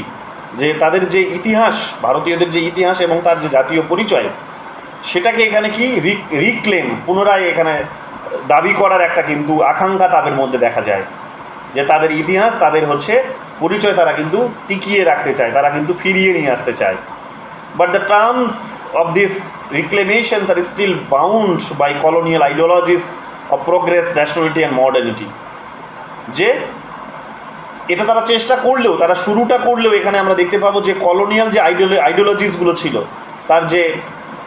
তার যে অগ্রগতির যে ধারণাগুলি ছিল, তার যে যুক্তির ধারণা ছিল, তার যে আধুনিকতার ধারণাগুলি ছিল, যেগুলো তারা সায়েন্স অ্যান্ড টেকনোলজির উপর বেস করে নিয়ে এসেছিল, তো সেগুলো দ্বারা কিন্তু হেভিলি ইনফ্লুয়েন্সড হয়েছিল বলা যেতে পারে, বা বাধাপ্রাপ্ত হয়েছিল বলা যেতে পারে। যে তারা হয়তো চেষ্টাটা করলো, কিন্তু করলেও যেহেতু এটার প্রোগ্রেসটা খুব বেশি, ব্রিটিশরা সেই সময় ৬৬টা দেশে ধরে নয় এক প্রকার শাসন করছে, তো ব্রিটিশরা হয়তো 65টা দেশে 66টা দেশে তখন তারা শাসন করছে, এবং আমরা দেখতে পাবো যে যেহেতু তারা শাসন করছে গোটা বিশ্বজুড়ে একই ধরনের ধারণা তৈরি হচ্ছে, এবং সেই কারণে সেখান থেকে বেরিয়ে আসাটা কিন্তু এতটা সহজ ছিল না। কিন্তু সহজ না থাকলেও এর শুরুটা কিন্তু তারা কিন্তু করেছিল, কে না, বঙ্কিমচন্দ্র চট্টোপাধ্যায় বা চ্যাটার্জি।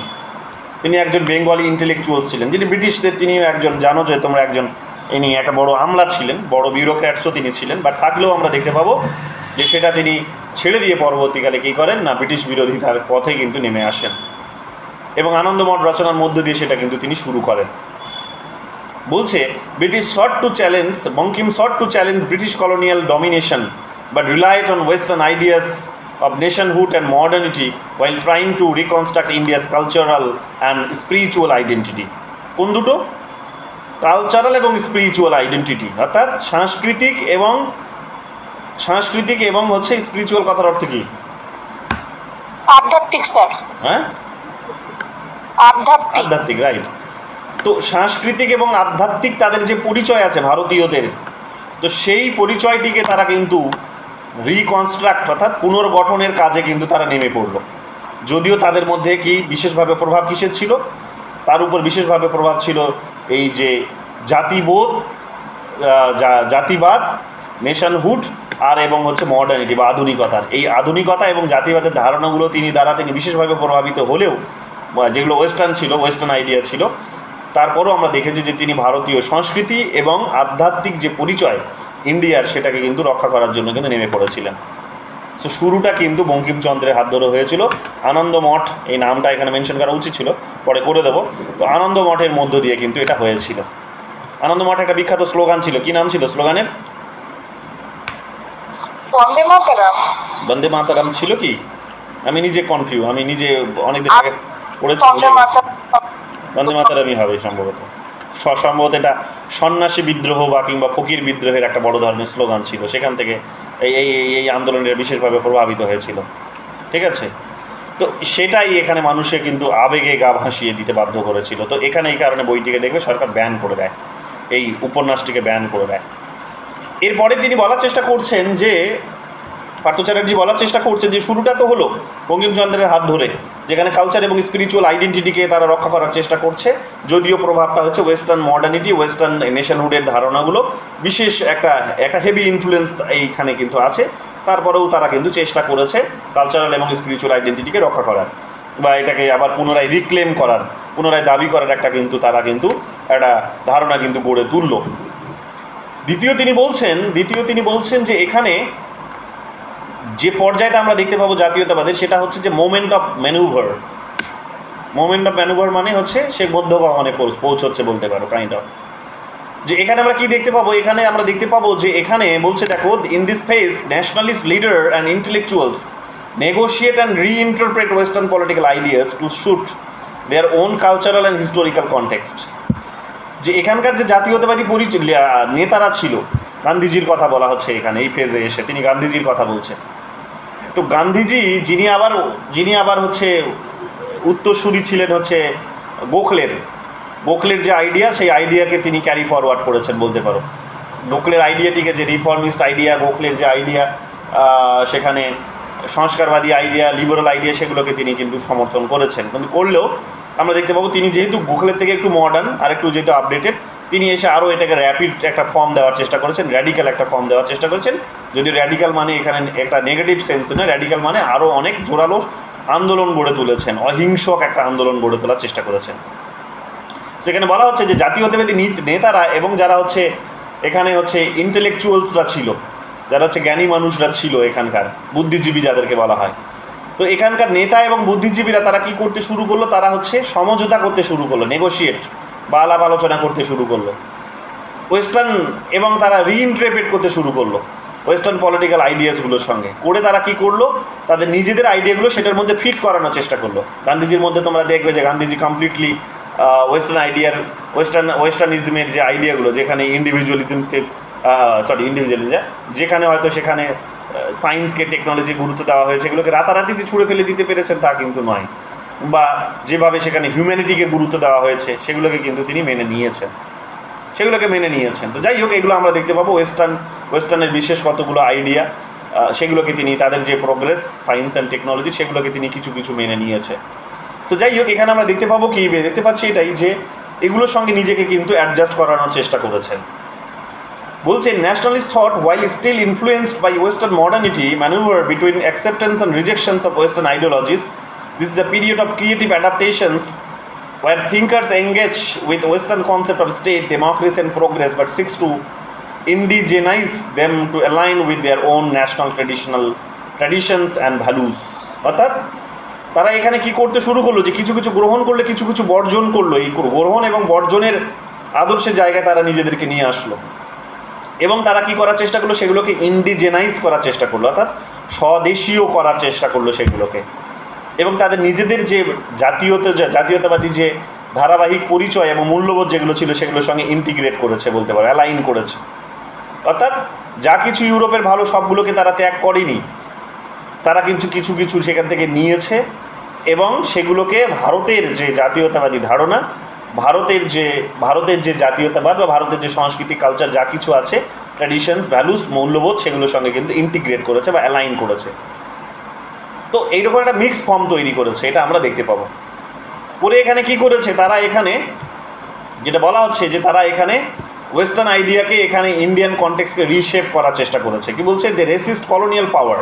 এরকমভাবে তারা কি করেছে যে কলোনিয়াল যে শক্তি, সেই শক্তিটাকে তারা এখানে কিন্তু প্রতিরোধ করেছে তার, এবং রিশেপ করেছে। কি রিশেপ করেছে? ওয়েস্টার্ন আইডিয়াকে রিশেপ করেছে, পুনরাকার দিয়েছে এবং সেটাকে ফিট করানোর চেষ্টা করেছে। সেটা হচ্ছে কি, যেটা এখানকার কলোনাইজড যে সোসাইটি, অর্থাৎ ভারতের যে সমাজ, সেই সমাজের ব্যবস্থার যে চাহিদা আছে, ভারতের সমাজ ব্যবস্থার যে শর্তগুলো আছে বা অবস্থা আছে, সেগুলোর সঙ্গে কিন্তু এটাকে ফিট করানোর চেষ্টা করেছে, অর্থাৎ শোধন করার কাজটা করেছে। সহজ ভাষায় বলতে পারো, শোধন করার কাজটা করেছে।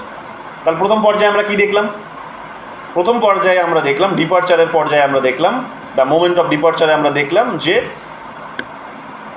হেভিলি তারা ওয়েস্টার্ন মডার্নিটি এবং ওয়েস্টার্নের হচ্ছে যে সমস্ত ন্যাশনালিস্ট আইডিয়া সেগুলো তারা প্রভাবিত থাকলেও তারা শুরুটা করলো যে তারা সব কিছু অন্ধভাবে মেনে নেবে না, বরং নিজেদেরটাকে রিক্লেম করার প্রবণতাটা শুরু হলো। রিক্লেম করবে তারা যে আমি আমার নিজের ইতিহাসটাকে বাঁচিয়ে রাখতে চাই, নিজের সংস্কৃতিটাকে বাঁচিয়ে রাখতে চাই, এটা আমি দাবি করব এবং সেই দাবিটাকে পূরণ করা হোক। এটা কিন্তু দাবিটা উঠলো। এখানে এসে কি করা হলো, এখানে এসে এখন ওয়েস্টার্নের সেই আইডিয়াগুলোকে এখন রিশেপ করা হলো যে সেগুলো আমাদের ইন্ডিয়ানের সাথে যায় কি যায় না। তো দেখা যাচ্ছে যে হ্যাঁ, অনেক কিছুই যায়, তো যেগুলো যায় সেগুলোকে নাও, তাহলে যেগুলো যায় না তাহলে সেগুলোকে ছুঁড়ে ফেলে দাও। তো ওদের যে জাতীয়তাবাদের ধারণা, যেটা রবীন্দ্রনাথ টেগোরের আলোচনার মধ্যে দিয়ে উঠে এসেছে, তোমরা জানো যে ওদের জাতীয়তাবাদের ধারণার মধ্যে সবসময় একটা ক্যাপিটালিস্ট মেন্টালিটি আছে। ওদের জাতীয়তাবাদের ধারণার মধ্যে সবসময় তোমরা দেখতে পাবে যে সেখানে আক্রমণ করার সেখানে একটা ধারণা আছে, একটা হিংসার ধারণা আছে, অন্যের ভূখণ্ডকে দখল করার একটা ধারণা আছে। এখানে আমরা দেখতে পাবো অন্যকে দাস বানানোর একটা ধারণা আছে। ইনহিউম্যান সেখানে একটা গভর্নিং সিস্টেম সেখানে এস্টাবলিশ করার একটা ধারণা আছে, এবং সত্যকে নিজেদের মতো করে চাপিয়ে দেওয়ার একটা ধারণা আছে যে সত্য সেটাই যেটা তারা ওই নিজেদের ধারণায় দেখেছে, নিজেদের সায়েন্সের ধারণায় দেখেছে, নিজেদের ওয়েস্টের ধারণায় দেখেছে, সেটাই সত্য বলে তারা মনে করেছে। সেটাকে এখানে নিয়ে এসে চাপিয়ে দেওয়ার, এই ধরনের একটা মডার্ন আইডিয়া চাপিয়ে দেওয়ার যে প্রবণতা, সেগুলো তাদের জাতীয়তাবাদের ধারণার মধ্যে বা তাদের ইউরোপের মধ্যে ছিল। এখানকার ইন্টেলেকচুয়ালসরা, গান্ধীজি এবং রবীন্দ্রনাথ টেগোরের মতো ইন্টেলেকচুয়ালসরা বলার চেষ্টা করেছেন যে এগুলোকে তারা নেবেন না, বরং এগুলোকে তারা বাতিল করে দেবেন, কারণ এগুলো হচ্ছে খারাপ। তো ভালো কিছু নেওয়া যেতে পারে, যে তাদের সায়েন্স আছে, তাদের টেকনোলজি আছে, বা তারা সেখানে যেমন হিউম্যান রাইটসকে প্রোগ্রেস বা হিউম্যান রাইটসকে সেখানে অনেক বেশি ভ্যালুস দেয়, বা রাইটসের যে ধারণা ইন জেনারেল বলতে পারো, রাইটসের ধারণাকে যেভাবে তারা তৈরি করেছে, যে মানুষের অধিকার, ডেমোক্রেসির ধারণা যেভাবে তৈরি করেছে, নেশন স্টেটের যে ধারণাগুলো তৈরি করেছে, সেগুলোকে তারা নিয়েছে কিছু কিছু। এগুলোকে তুমি কোনো রকমভাবে নস্যাৎ করতে পারবে না, আমরা দেখতে পাবো যে যখন আমরা এম.এন. রয় পড়েছিলাম, এম.এন. রয় পড়তে গিয়েও আমরা এই শব্দগুলো ব্যবহার করেছিলাম। যে এম.এন. রয়ও যখন তার নিউ হিউম্যানিজম লিখছেন, তখন তিনি বলছেন যে কোনো রকমভাবে মানুষের ব্যক্তিগত অধিকার, মানবিকতা, এই সমস্ত বিষয়গুলোকে কিন্তু অগ্রাহ্য করে কোনো কিছু কোনো সিস্টেম তৈরি, কোনো থিওরি তৈরি করা যায় না, এগুলোকে বেস হিসেবে নিতে হবে। যে কোনো পলিটিক্যাল আইডিয়ার এটা বেস হতেই হবে, এবং হয়েওছে। Irrespective of any political ideology আমরা দেখতে পাবো যে আজকাল সবাই এগুলোকে মেনে নিয়েছে, ইনক্লুডিং চায়না।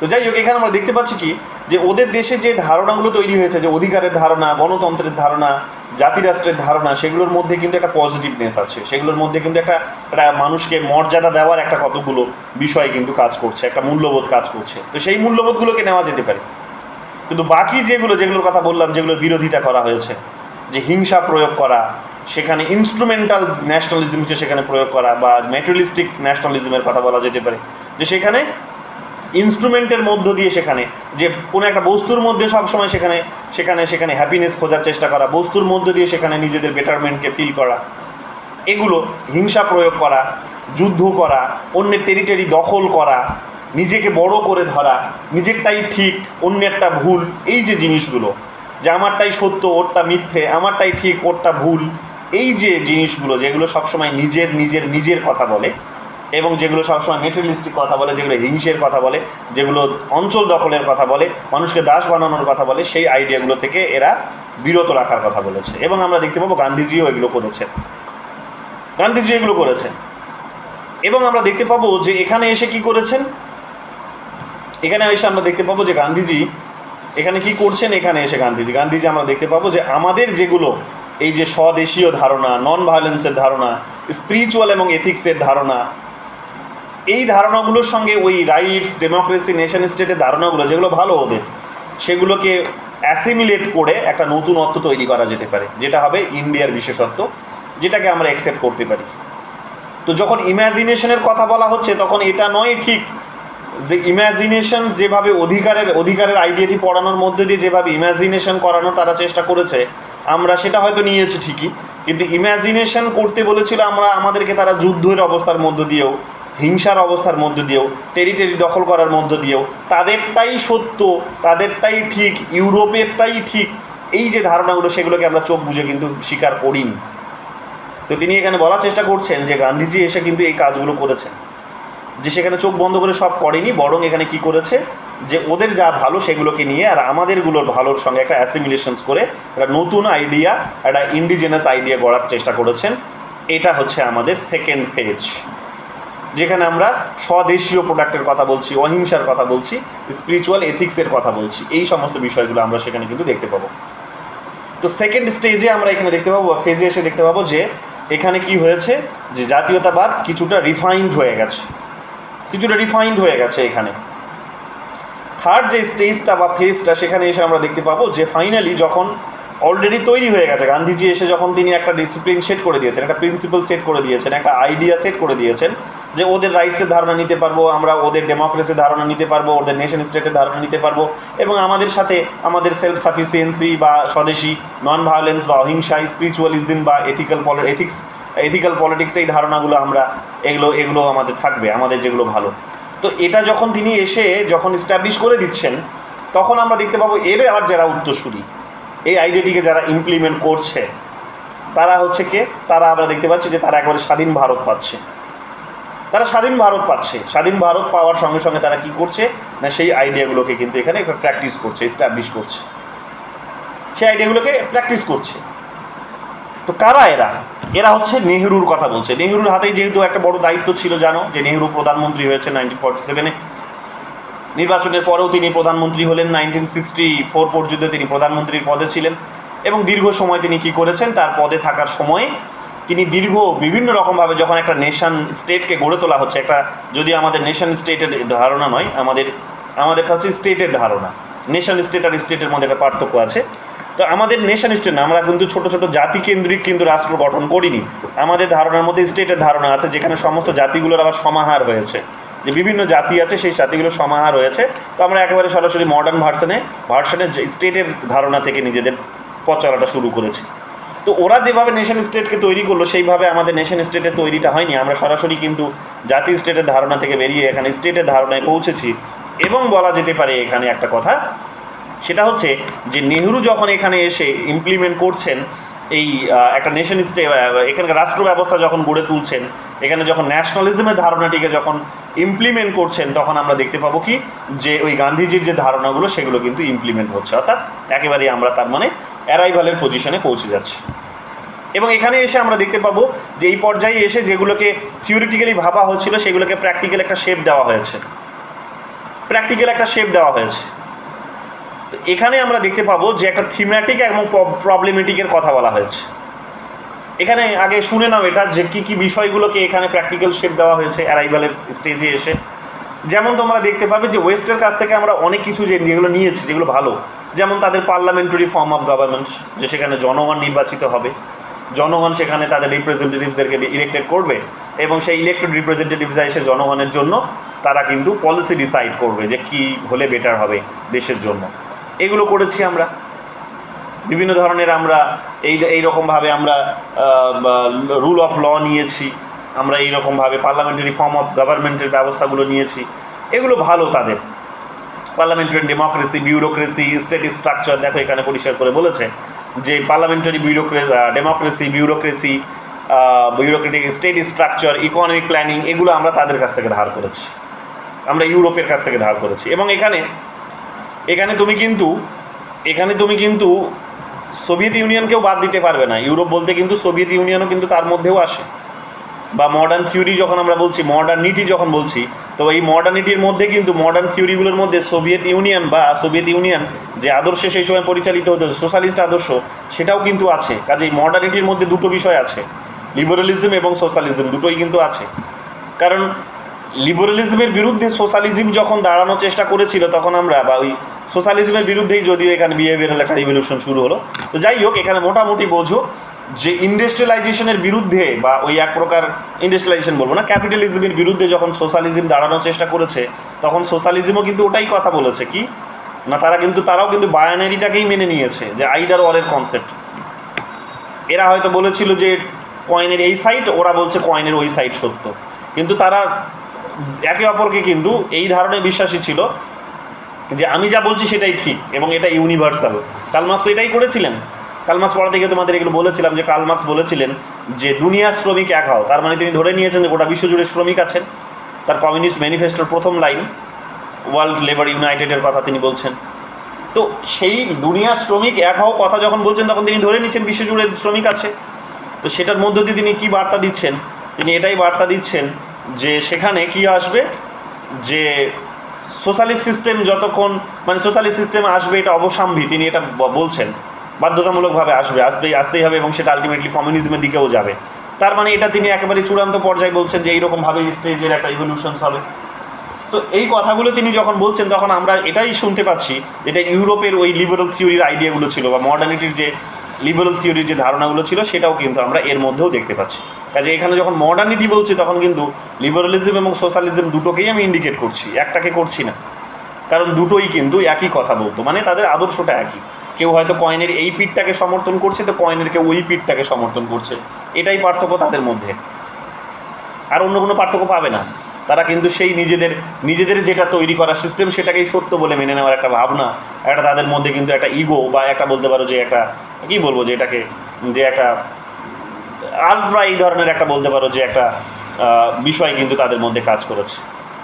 হ্যাঁ, তো যাই হোক, এখানে আমরা দেখতে পাবো যে যে কারণে এখানে যখন ইকোনমিক প্ল্যানিংও হচ্ছে আমাদের দেশে, তখন সেই প্ল্যানিংটা কিন্তু আমাদের দেশের নয়। জানো তোমরা যে নেহেরু যখন ইকোনমিক প্ল্যানিং এখানে নিয়ে আসছে, সেই ইকোনমিক প্ল্যানিংয়ে আমরা দেখতে পাবো যে সোভিয়েত ইউনিয়নের স্ট্যালিন সোভিয়েত ইউনিয়নে যে প্ল্যানিংটাকে ইন্ট্রোডিউস করেছিল, যে স্টেট কন্ট্রোল ক্যাপিটালিজম, যেটা কি করবে, যেটা হয়তো কমান্ড পলিটিকে সেখানে ডিনোটস করবে। তো কমান্ড পলিটির আইডিয়াকে বেস করে যেভাবে এখানে ইকোনমিক প্ল্যানিংটাকে ডিসাইড করা হলো, তো সেটা তো সোভিয়েত মডেল ছিল। তো এখানে এসে আমরা কী করেছি না, ইউরোপের ওই ধারণাগুলোই নিয়ে এসেছি আমরা এখানে এসে।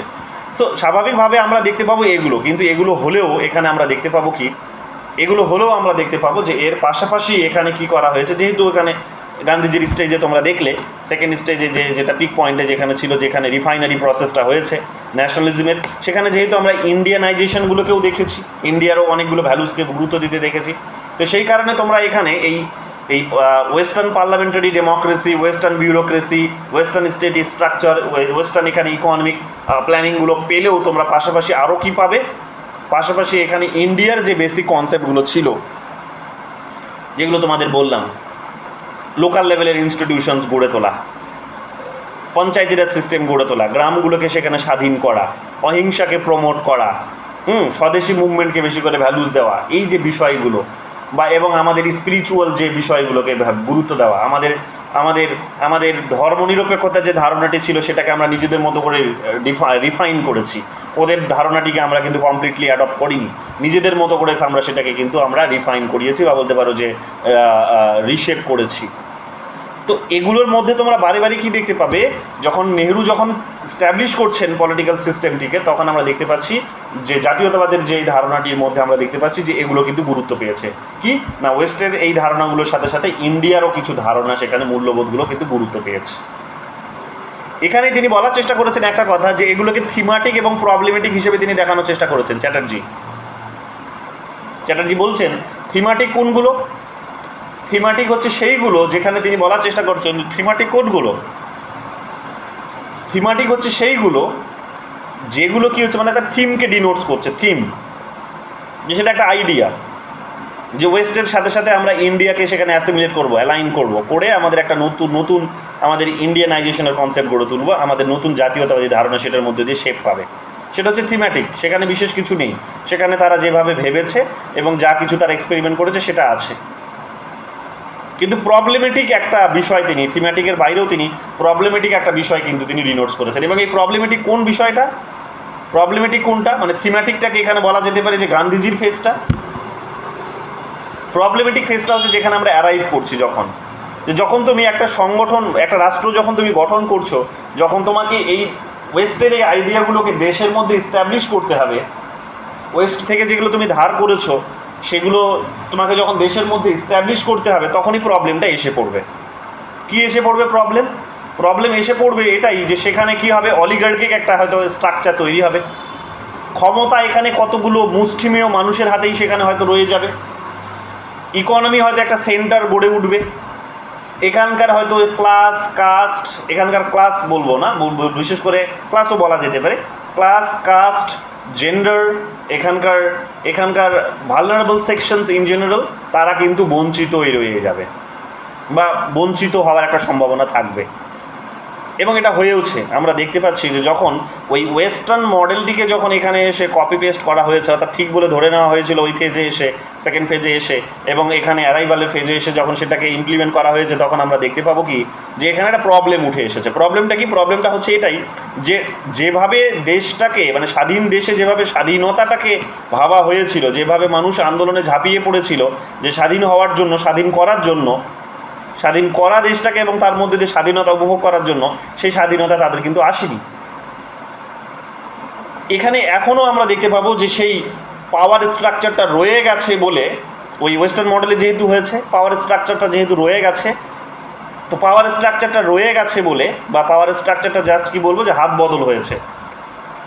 তো পাওয়ার স্ট্রাকচারটা হাত বদল হয়ে এখানে কি করেছে, দেশীয় যারা হচ্ছে ক্যাপিটালিস্ট আছে, দেশীয় যারা হচ্ছে এখানকার ওই এলিট আছে, সেই এলিটদের হাতে পাওয়ারটা চলে গেছে। এবং এই যারা ভালনারেবল সেকশনস আছে, যারা ডিপ্রাইভড আছে, যারা কাস্টের মধ্যে বিলং করছে, যারা হচ্ছে কাস্টের কারণে শোষিত হচ্ছে, বঞ্চিত হয়েছে, যারা জেন্ডার আছে, যারা দুর্বল জেন্ডার যারা বলা যেতে পারে, যারা মহিলাদের কথাই বলা হচ্ছে, দুর্বল বলবো না, মহিলাদের, যে পুরুষরা তাদেরকে দীর্ঘদিন ধরে যে শোষণ করে এসছে, তো তাদের অবস্থার বিশেষ কোনো উন্নতি হয়নি। তো প্রবলেমটা এখানে আছে। এখানে তিনি বলার চেষ্টা করছেন যে এটাকে এখানে যে রিস্ট্রাকচার যখন করা হয় বা স্ট্রাকচারটা যখন দেওয়া হয়েছে, তখন এই প্রবলেমগুলো উঠে এসেছে যে আলটিমেটলি টপ ডাউন অ্যাপ্রোচে এখানে ডেভেলপমেন্টটা হচ্ছে। টপ ডাউন অ্যাপ্রোচে ডেভেলপমেন্টটা হচ্ছে। টপ ডাউন অ্যাপ্রোচে যেহেতু এখানে ডেভেলপমেন্টটা হচ্ছে, কাজে এখানে এটা আমরা বলতে পারি যে ওই যে তোমাদের শুরুতে একটা শব্দ বলেছিলাম, সেটা হচ্ছে যে ডেরিভেটিভ ডিসকোর্স। তো সেই ডেরিভেটিভ ডিসকোর্স হচ্ছে, অর্থাৎ এটা একটা অমৌলিক ধারণা যেটাকে ভাঙা যেতে পারে। তার কারণ যদি আমি ভাঙি তাহলে কি হবে, জাতীয়তাবাদের ধারণা বা স্বাধীনতার ধারণায় আমি যদি এটাকে ভাঙি, তাহলে এই মানুষগুলো কিন্তু, অর্থাৎ পাওয়ারটাকে যদি আমি ভাঙি, যেটা তৈরি হয়েছে অ্যারাইভালে এসে, যেটাকে তিনি প্রবলেমেটিক বলেছেন। কেন? কারণ এদের উন্নতি হয়নি। তাহলে আমি ওই পাওয়ারটাকে যদি ভাঙি, ওই ছকটাকে যদি ভাঙি, তাদের ওই অলিগার্কিক নেচারটিকে যদি ভাঙি, তাদের এলিট সিস্টেমটিকে যদি ভাঙি, তাহলে ভাঙলে কি বেরিয়ে আসবে? বেরিয়ে আসবে সেটা হচ্ছে পাওয়ার ওখান থেকে এদের কাছে আসবে, যারা হচ্ছে কিন্তু আন্ডার প্রিভিলেজ, যারা হচ্ছে ডিপ্রাইভড, যারা হচ্ছে কাস্টের মধ্যে বিলং করছে বা যারা কাস্টের কারণে শোষিত হচ্ছে, শিডিউল কাস্ট, ট্রাইবালস, এরা যারা বা মহিলা, এদের কাছে এসে এদের কিন্তু উন্নতিটা অর্থাৎ ক্ষমতা এদের কাছে আসবে। তাহলে ওটাকে ভাঙার প্রয়োজন আছে। তাহলে তিনি এখানে বলার চেষ্টা করছেন যে দুটোর মধ্যেই প্রবলেম আছে, মানে এখানে তাহলে আমাদের যে জাতীয়তাবাদ ধারণা অর্থাৎ দুটোর মধ্যেই প্রবলেম আছে বলছেন তিনি। কোনটার মধ্যে না? বলছেন যে যেভাবে বেনেডিক্ট অ্যান্ডারসন ইউরোপকে বোঝার চেষ্টা করেছেন বা জাতীয়তাবাদকে বোঝার চেষ্টা করেছেন একটা ইউরোসেন্ট্রিক একটা আইডিয়া দিয়ে, সেটার মধ্যে এক প্রবলেম আছে। আর যেভাবে ইন্ডিয়াতে সেটাকে অ্যারাইভ করা হয়েছে, ইন্ডিয়াতে যেভাবে সেটাকে ইমপ্লিমেন্ট করা হয়েছে, সেখানে একটা প্রবলেম আছে। কেন? সেখানে কতগুলো এলিটোক্রেসি রয়ে গেছে, এলিটোক্রেসি স্ট্যাবলিশড হয়েছে, টপ ডাউন অ্যাপ্রোচে সেখানে ডেভেলপমেন্ট হচ্ছে। কিন্তু এটা করলে দেশের উন্নতি হবে না।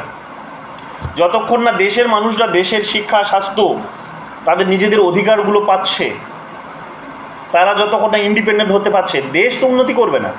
শুধুমাত্র ওই এলিটরা উন্নতি করলে দেশের উন্নতি হবে না, দেশের মানুষকে সবাইকে উন্নতি করতে হবে।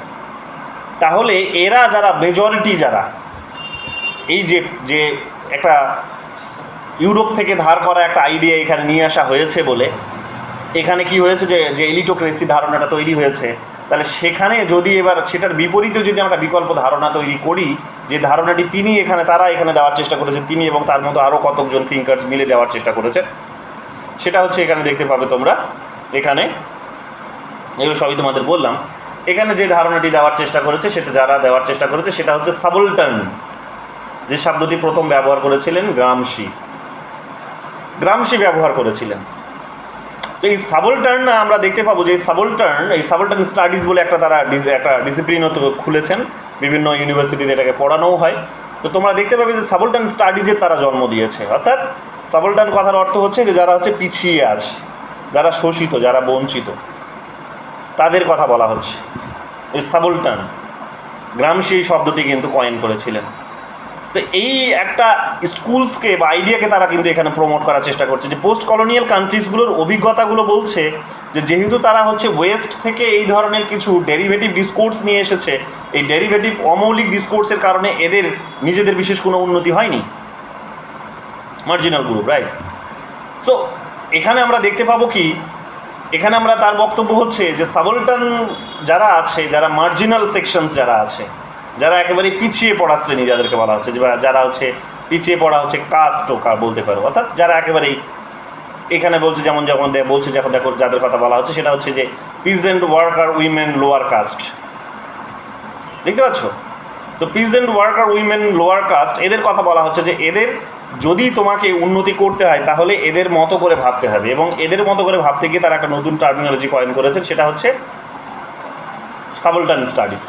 সাবলটার্ন একটা শব্দ তারা কয়েন করেছেন এদের জন্য। এরা হচ্ছে মার্জিনাল সেকশনস। তো এই রকম একটা স্কুলসকে তারা দাঁড় করানোর চেষ্টা করেছেন। সাউথ এশিয়ার কনটেক্সটে তারা দেখার চেষ্টা করেছেন সাউথ এশিয়ার এক্সপিরিয়েন্সটা মোটামুটি এটাই, কারণ ব্রিটিশরা এখানে শাসন করেছে। আর সাউথ এশিয়া বললে এখানে পাকিস্তান, বাংলাদেশ তো এমনিতেই চলে আসে। মায়ানমার তো 1935 পর্যন্ত তোমরা জানো যে সেখানে ভারতবর্ষেরই পার্ট ছিল। 1937-এ গিয়ে সেখানে আমরা দেখতে পাবো যে আলাদা হয়ে গেল।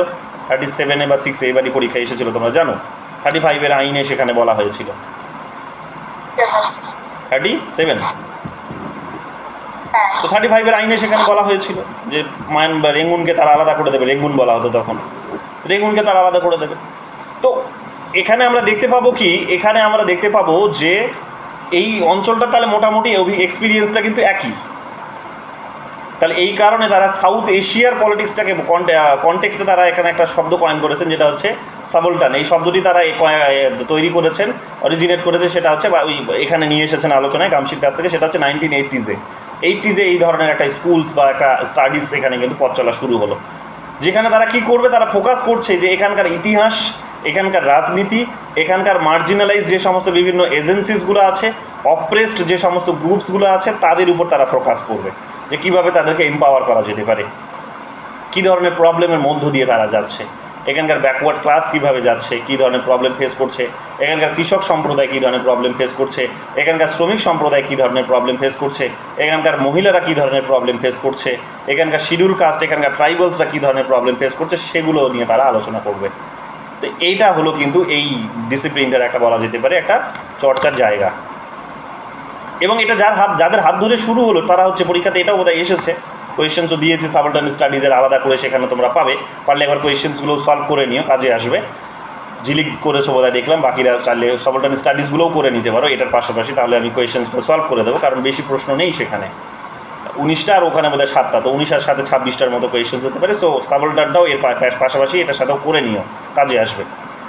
সো এখানে যার হাত ধরে এটা শুরু হলো, যাদের হাত ধরে, তারা হচ্ছে রণজিৎ গুহ।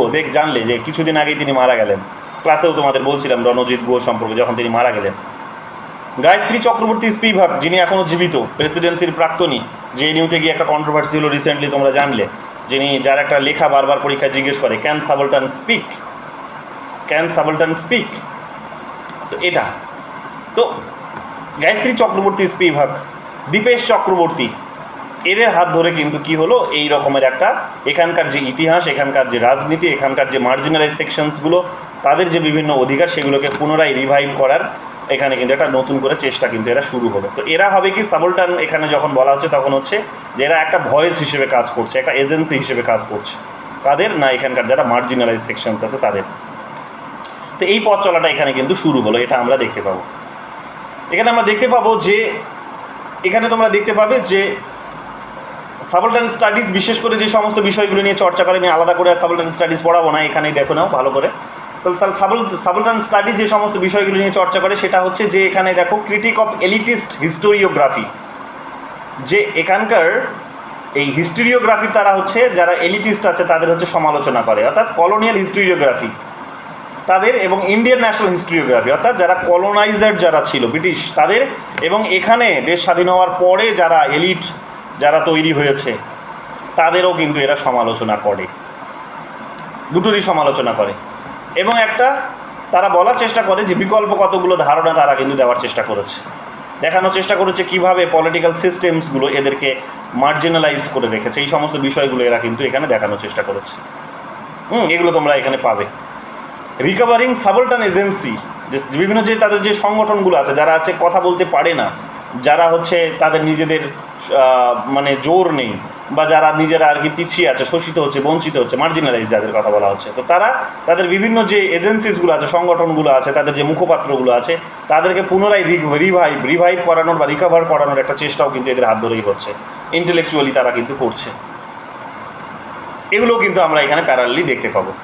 আমরা দেখতে পাবো যে এই স্কুলের একটা বড় অবদান হচ্ছে, বা এই স্টাডিজের একটা বড় অবদান হচ্ছে যে পাওয়ার এবং হেজিমনি নিয়ে তারা চেষ্টা করেছে, আলোচনা করেছে, যে কীভাবে এখানে পাওয়ারের কনসেপ্ট তৈরি হয়েছে, প্রত্যেকটা পলিটিক্যাল সিস্টেমের প্রত্যেকটা জায়গায় কীভাবে এখানে পাওয়ারকে কনস্ট্রাক্ট করা হয়েছে, এবং সেখানে কিভাবে এখানে এলিটদের হেজিমনি এস্টাবলিশড হয়েছে, এবং কিভাবে এই ডমিনেশনসটাকে প্রতিরোধ করা যেতে পারে।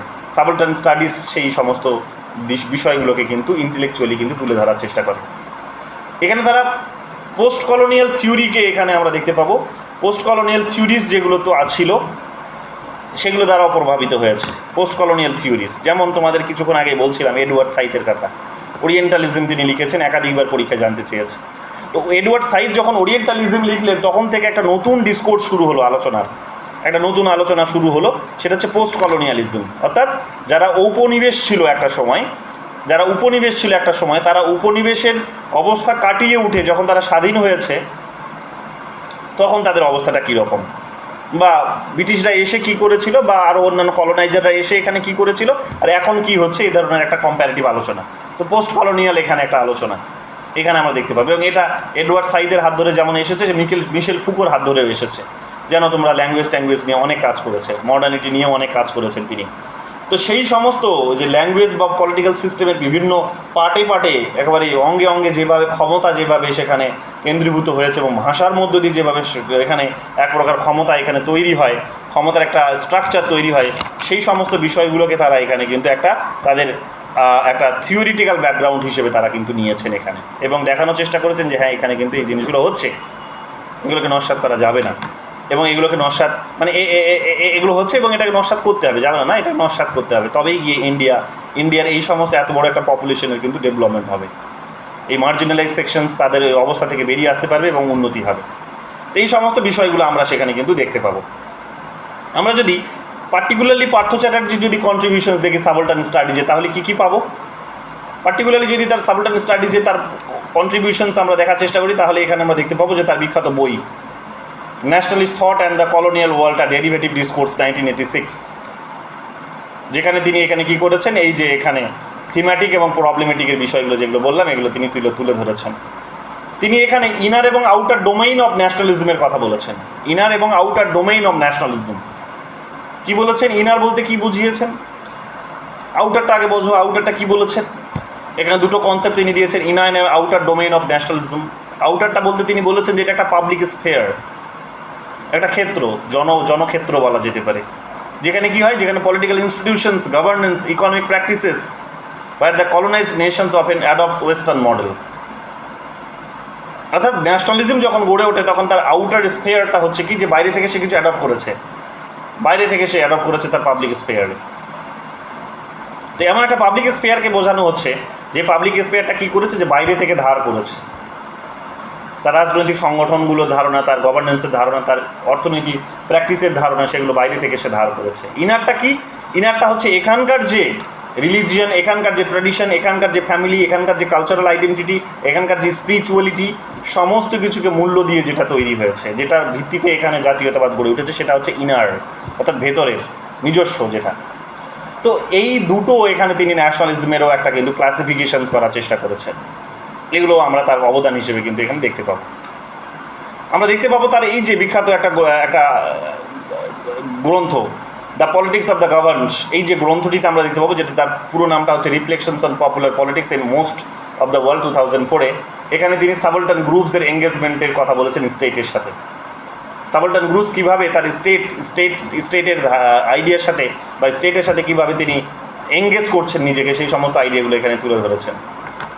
এবং পলিটিক্যাল পাওয়ারকে তিনি এখানে নেভিগেট করার চেষ্টা করেছেন, যে পলিটিক্যাল পাওয়ার কীভাবে এখানে ফাংশনস করছে, পলিটিক্যাল পাওয়ার সেখানে কিভাবে তার মধ্যে চেঞ্জেস আসছে, কিভাবে চেঞ্জ হতে পারে, এই সমস্ত বিষয়গুলো নিয়েই তিনি কিন্তু এখানে চর্চা করেছেন। তো এই সমস্ত বিষয়গুলোই আমরা কিন্তু এখানে দেখতে পাবো। এবং আমরা দেখতে পাবো যে তিনি যখন এখানকার যখন এই সাবলটান স্টাডিজের চিন্তা ভাবনা করছেন, যখন এখানকার পলিটিক্যাল পাওয়ারের নেভিগেশনের কথা বলছেন, যে পাওয়ার কীভাবে ফাংশনস করছে, তখন এগুলোকে যখন বোঝার চেষ্টা করেছেন তিনি, তখন তিনি দুটো আইডিয়াকে বিশেষ করে এখানে পপুলারাইজ করেছেন। কি?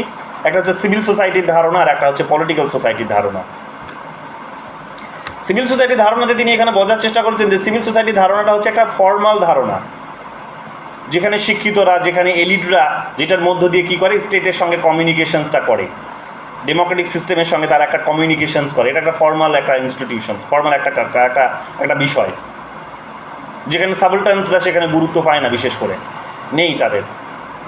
অন্যদিকে পলিটিক্যাল সোসাইটির যখন ধারণার কথা বলা হচ্ছে, তখন তিনি বলছেন যে পলিটিক্যাল সোসাইটিটা হচ্ছে এটা একটা মার্জিনালাইজ সেকশনসদের একটা সোসাইটি, যে সোসাইটিটার মধ্য দিয়ে কী করে, একটা তারা পলিটিক্যাল সিস্টেমের সাথে, ডেমোক্রেসির সঙ্গে বা স্টেট সিস্টেমের সাথে তারা কী করে, কমিউনিকেশনের কাজটা করে।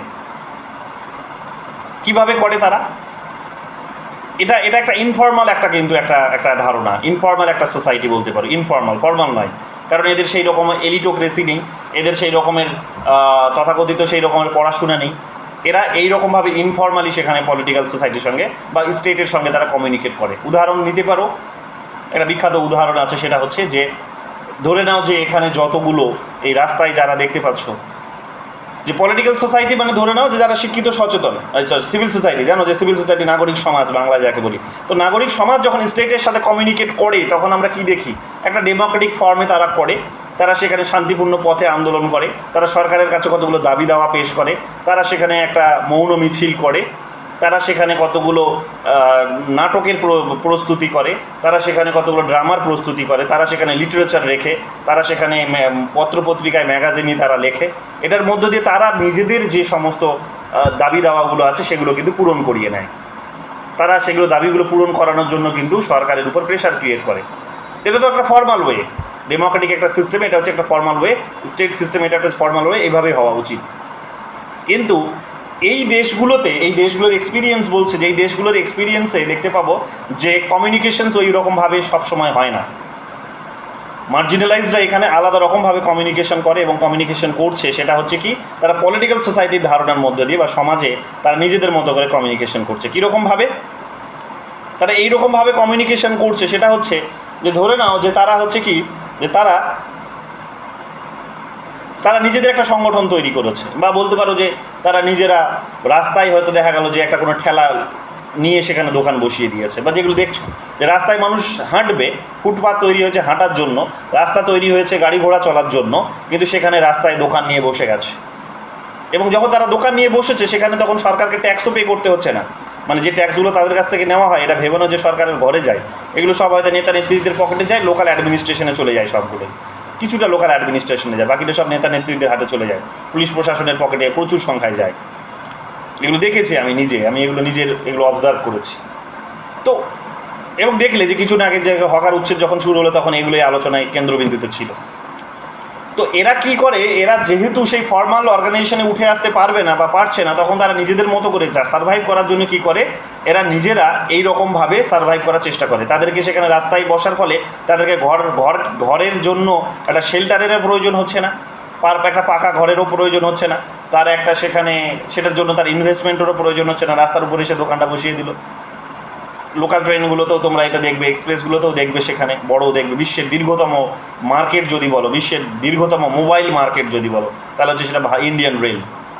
বিশ্বের দীর্ঘতম বড় হচ্ছে মোবাইল মার্কেট যদি বলো, সেটা হচ্ছে ইন্ডিয়ান রেল। ইন্ডিয়ান রেলে কি বিক্রি হয় না, ফুচকাও বিক্রি হয় আজকাল, তো সবই বিক্রি হয়। তো সেখানে আমরা দেখতে পাবো যে কোনো খরচা ছাড়াই তারা কি করছে, একটা মার্কেট পেয়ে যাচ্ছে, সেই মার্কেটে গিয়ে কোনো রকমের তাদের বিদ্যুতের খরচা দিতে হচ্ছে না, কোনো রকমের তাদেরকে হোম রেন্ট দিতে হচ্ছে না, কোনো রকমের খরচা ছাড়াই এক প্রকার বলতে পারো সেখানে কিন্তু তারা কি করছে, নিজেদের মতো করে তারা কিন্তু মানে সরকারকে তারা দিচ্ছে না, স্টেটকে তারা দিচ্ছে না, তো কোনো রকমের খরচা ছাড়াই তারা কি করছে, তারা কিন্তু নিজেদের জীবনযাপন করছে। কিন্তু কাকে ম্যানেজ করছে, তারা ম্যানেজ করছে কিন্তু পলিটিক্যাল নেতাদেরকে, লোকাল অ্যাডমিনিস্ট্রেশনদের।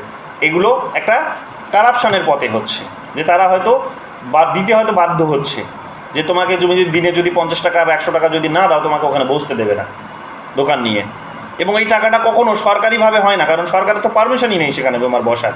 তাহলে এই টাকাটা কোথায় যায়, লোকাল লেভেলের নেতা নেত্রীদের কাছে চলে যায়, এখানকার পুলিশ প্রশাসনের কাছে চলে যায়, যে কারণে ওরা মুখ বুজে থাকে। এবং নেতা নেত্রীরাও এটা পায় ঠিকই, হয়তো সেটা একটা সামান্য সংখ্যা, কিন্তু তার থেকেও তাদের একটা বড় লাভটা হচ্ছে যে এদেরকে তুমি উচ্ছেদ করতে গেলে, যেটা দেখলে যে পলিটিক্যাল সোসাইটিকে উচ্ছেদ করতে গেল মমতা ব্যানার্জি, হকারদের উচ্ছেদ করতে গেল, দেখলে কি হুমকি দিয়ে দিল, তারা একটা সমাজ, তারা বললো যে আমাদের সংগঠনগুলো আমরা দেখে নেবো আপনাকে ইলেকশনে।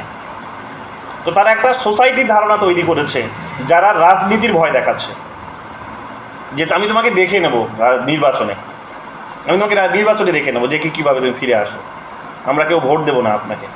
সো কোনোরকমভাবে এরা পলিটিক্যাল সিস্টেমের সঙ্গে কমিউনিকেট করতে গিয়ে, স্টেট সিস্টেমের সঙ্গে কমিউনিকেট করতে গিয়ে সেটা তারা করে উঠতে পারছে না, পলিটিক্যাল সিস্টেমের সঙ্গে তারা কমিউনিকেট করে আলটিমেটলি তারা সার্ভাইভ করছে, তারা বড় হওয়ার চেষ্টা করছে, তারা উন্নতি করার চেষ্টা করছে।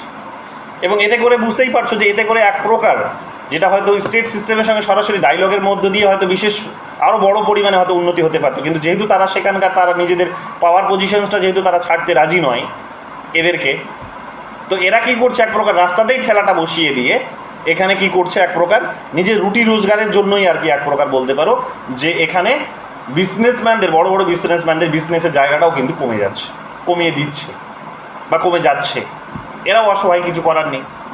তো এক প্রকার কি হচ্ছে যে কিন্তু এক প্রকার এখানে যারা এলিট আছে সেই এলিটদের জন্য একটা কিন্তু বড় সমস্যার জায়গাও ক্রিয়েট হচ্ছে, মধ্যবিত্তদের জন্য একটা বড় সমস্যা, যারা আপার লেভেলে আছে তাদের জন্য একটা সমস্যা ক্রিয়েট হচ্ছে। এবং এর একটা জ্বলন্ত উদাহরণ হতে পারে যে তোমরা প্রত্যেক বছর তোমরা একটু গুগল করে নাও, তাহলে তোমরা পাবে রিসেন্টলি পার্লামেন্টে গিয়ে আমাদের বোধহয় কোনো একজন মিনিস্টার এর উত্তরটা দিয়েছেন, একজন এমপির প্রশ্নের উত্তর দিয়েছেন, এবং প্রশ্নটা ছিল এটাই যে ভারতবর্ষ থেকে কত সংখ্যক মানুষ বিদেশের নাগরিকত্ব নিয়েছে, এবং যে সংখ্যাটা সেখানে তিনি দিয়েছেন মন্ত্রী, সেটা অবাক করা একটা সংখ্যা, এবং প্রত্যেক বছর এটা হচ্ছে, সংখ্যাটা বাড়ছে প্রত্যেক দিন, কমছে না। কি হচ্ছে যে এখানে মানুষ নাগরিকত্ব ত্যাগ করে চলে যাচ্ছে, এখানকার নাগরিকত্ব ত্যাগ করে অন্য দেশে চলে যাচ্ছে। তাহলে যারা যাচ্ছে তারা বেটার লিভিং স্ট্যান্ডার্ড চাইছে, কিন্তু তারা বেটার লিভিং স্ট্যান্ডার্ড এখানে পাচ্ছে না। তো পাচ্ছে না বলে তারা এখান থেকে দেশ ছেড়ে অন্য দেশে চলে যাচ্ছে। সো এই রকমভাবে এখানকার যে পলিটিক্যাল সোসাইটি তার কিন্তু যে কমিউনিকেশন স্টেট সিস্টেমের সাথে সেটা কিন্তু জারি আছে বা সেটা কিন্তু চলছে। তো এই বিষয়গুলো আমরা সেখানে কিন্তু দেখতে পাবো, এগুলো তার আলোচনার মধ্য দিয়ে কিন্তু উঠে এসেছে। তার সাবলটাইন স্টাডিজে যখন আলোচনা করা হয় তখন এই সিভিল সোসাইটি পলিটিক্যাল সোসাইটির এই ডিসকোর্সগুলো কিন্তু উঠে আসে, যে এইরকমভাবে এখানকার পলিটিক্যাল সোসাইটি তারা সার্ভাইভ করছে, তারা কমিউনিকেট করছে, এবং তাদের কমিউনিকেশনসটা যতটা স্টেটের সঙ্গে তার থেকে বেশি হচ্ছে তাদের কমিউনিকেশনটা পলিটিক্সের সঙ্গে। এবং পলিটিক্স মানে এক প্রকার স্টেট বলে ধরে নেওয়া হচ্ছে, তো আলটিমেটলি এখানে প্রোগ্রেস বিশেষ কিছু আসছে না, এবং তারা যতটা পারছে নিজেদের মতো করে তারপরও চেষ্টা চালিয়ে যাচ্ছে। তো এই ধরনের বিষয়গুলো কিন্তু এখানে কাজ করছে, এগুলো কিন্তু আমরা ইন্ডিয়ান এক্সপিরিয়েন্সে দেখতে পাবো। তাহলে বুঝতেই পারছো যে এখানকার যে জাতীয়তাবাদের ধারণা, সেই জাতীয়তাবাদের ধারণার মধ্যে যেটা দিয়ে শুরু হলো আলোচনাটা, সেই জাতীয়তাবাদের ধারণার মধ্যে ইমাজিনেশনস কম, বাস্তবিকতাটা কিন্তু বেশি। এবং এখনও তোমরা দেখবে বিভিন্ন কনফারেন্স হচ্ছে, সেমিনার হচ্ছে। রিসেন্টলি কোনো একটা সেমিনার বোধহয় হলো ইন্ডিয়ান পলিটিক্যাল সায়েন্স অ্যাসোসিয়েশনের বোধহয়, সেখানে এবারের থিমটা ছিল হচ্ছে, যাওয়ার খুব ইচ্ছে ছিল আমার, আমি সময় হলো না, এইবার পরের বার চেষ্টা করব। তো এইবারের থিমটা ছিল কি, এইবারের থিম ছিল হচ্ছে যে কিভাবে করোনায়, হ্যাঁ এখনো অক্টোবরে মনে হয় লক্ষ্মী পুজোর দিন আর লক্ষ্মী পুজোর পরের দিন এরকম করেছে। ও, ওটা ডেট চলে গেছে কি না আছে এখনো জানো ওটা? না মানে যেটা রেজিস্ট্রেশন এসবের ডেট চলে গেছে, এবার কনফারেন্সের ডেটটা লক্ষ্মী পুজোর পরের দিন আছে। তুমি করেছো? আমারও যাওয়ার পেপারটা সিলেক্ট হয়েছে, কিন্তু যা হবে না। আচ্ছা, তো সেখানে তোমরা দেখবে যে এইবারের আলোচনার বিষয়বস্তু হচ্ছে যে কিভাবে ইন্ডিয়ার এই কলোনিয়াল লিগেসিসগুলোকে কাটিয়ে উঠে, কলোনিয়াল হ্যাংওভারগুলোকে কাটিয়ে ওঠা যায়, সেটাকে এখানে কিন্তু দেখাতে হবে। তো তোমার নজরে যদি তুমি কিছু নোটিশ করেছো যে এখনও আমরা এই জায়গাতে কলোনিয়াল হ্যাংওভার কাটিয়ে উঠতে পারিনি, তো চলো একটা ইউনিক আইডিয়া, সেটা তুমি সেখানে এসে পেপারটা পড়ো, যে তুমি এটা দেখেছো, তোমার গবেষণায় বেরিয়ে এসেছে যে হ্যাঁ তুমি দেখছো এই জায়গাতে এখনও আমরা কলোনিয়াল হ্যাংওভার কাটিয়ে উঠতে পারিনি, বা হয়তো আগামী দিনে আরও, বা হয়তো কমেছে কিংবা বেড়েছে, এই ধরনের একটা তুমি গবেষণা সেখানে করে একটা রিপোর্ট পেশ করতে পারো, সেখানে তোমার প্রেজেন্টেশন তুমি দিতে পারো।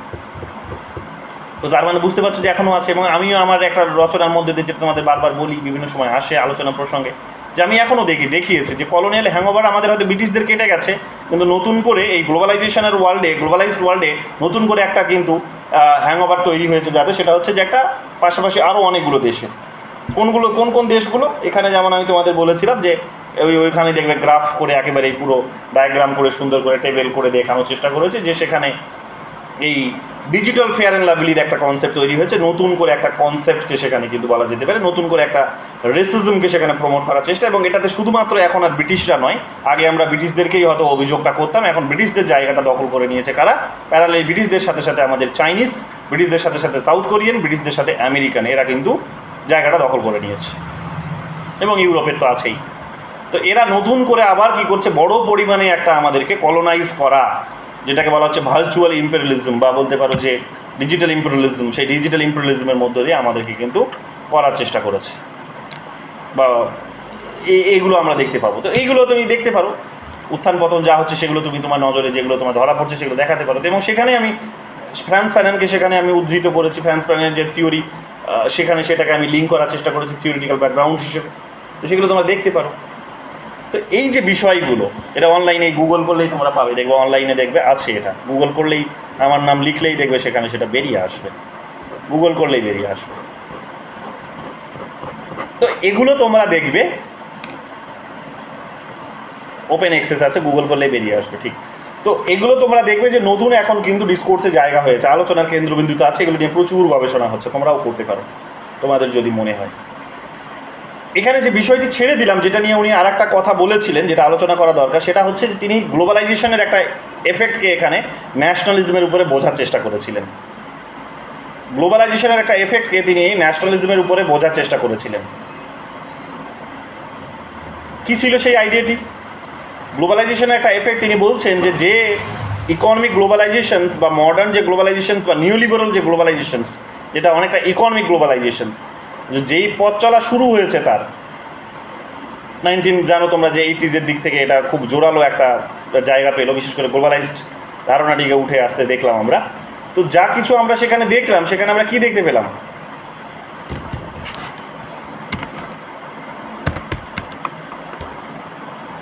এই যে এখানে দেখো, যে মডার্নিটি এবং ডেমোক্রেসির ধারণায় তিনি এটাকে আলোচনা করার চেষ্টা করেছেন। এখানে আমরা দেখতে পাবো যে মডার্নিটি এবং ডেমোক্রেসি,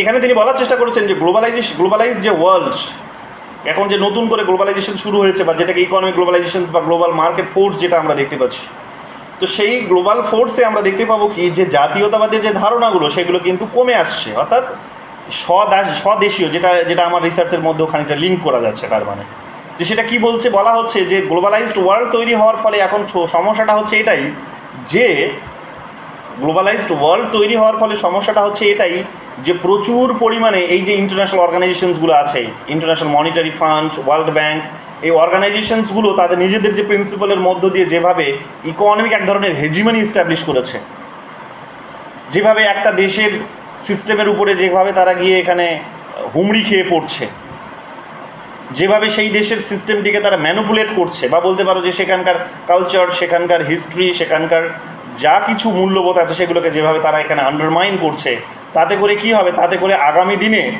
এখানে এই যে মডার্নিটি, এই মডার্নিটির সাথে ডেমোক্রেসির একটা কিন্তু ক্ল্যাশ দেখা দেবে। তার বক্তব্য হচ্ছে ক্ল্যাশ দেখা দেবে, এটা ক্ল্যাশ দেখা দেবে, এটা সংঘাত কিন্তু অনিবার্য। উদাহরণ নাও, আমার পাশে প্রতিবেশী একজন আছেন, তাকে জিজ্ঞেস করলাম, ওনার মেয়ে ইঞ্জিনিয়ার, বাচ্চা একটি মেয়ে ইঞ্জিনিয়ার, সবে ও 1 বছর হলো এখন জবে জয়েনও করেছে। সো তাকে আমি জিজ্ঞেস করলাম হ্যাপি মহালয়া বলাতে, মানে শুভেচ্ছা বিনিময় করাতে, তিনি বললেন আমাকে যে এইবারের মহালয়াটা ভালো কাটবে না, তার অন্যতম পুজোটা ভালো কাটবে না, তার অন্যতম কারণ হচ্ছে যে মেয়ে ছুটি পায়নি। কেন ছুটি পায়নি? ছুটি তো থাকেই, পশ্চিমবঙ্গে চাকরি করছে, ছুটি থাকবে না, এটা কেমন কথা? ছুটি পায়নি তার অন্যতম কারণ সে একটা ইন্টারন্যাশনাল কোম্পানিতে জব করছে, ইন্টারন্যাশনাল কোম্পানি একটা, সে সেখানে জব করছে সল্টলেকে। তো যেহেতু সে একটা ইন্টারন্যাশনাল কোম্পানিতে জব করছে, সেই কারণে তার ছুটি হচ্ছে 2 দিন, এতদিন তাদের ছুটি দেবে না। তাহলে তাকে যদি ছুটি এখানে না দেয় তাহলে কি হবে? একবার রিয়েলাইজ করো, যেটা তোমাদের আমি পড়িয়েছিলাম, যেটা তোমাদের আমি ক্লাসে বলেছিলাম, দেবী দুর্গার প্রসঙ্গে যেটা এসেছিল, যে যদি দুর্গাপুজো বন্ধ হয়ে যায় তাহলে কি হবে? তাহলে সেগুলোই হবে যেগুলো বলেছিলাম, মনে করে দেখো। তাহলে আজকে ছুটিটা পাবে না, এবং এর মতো আরও অসংখ্য এখানে এমপ্লয়িজরা পাবে না।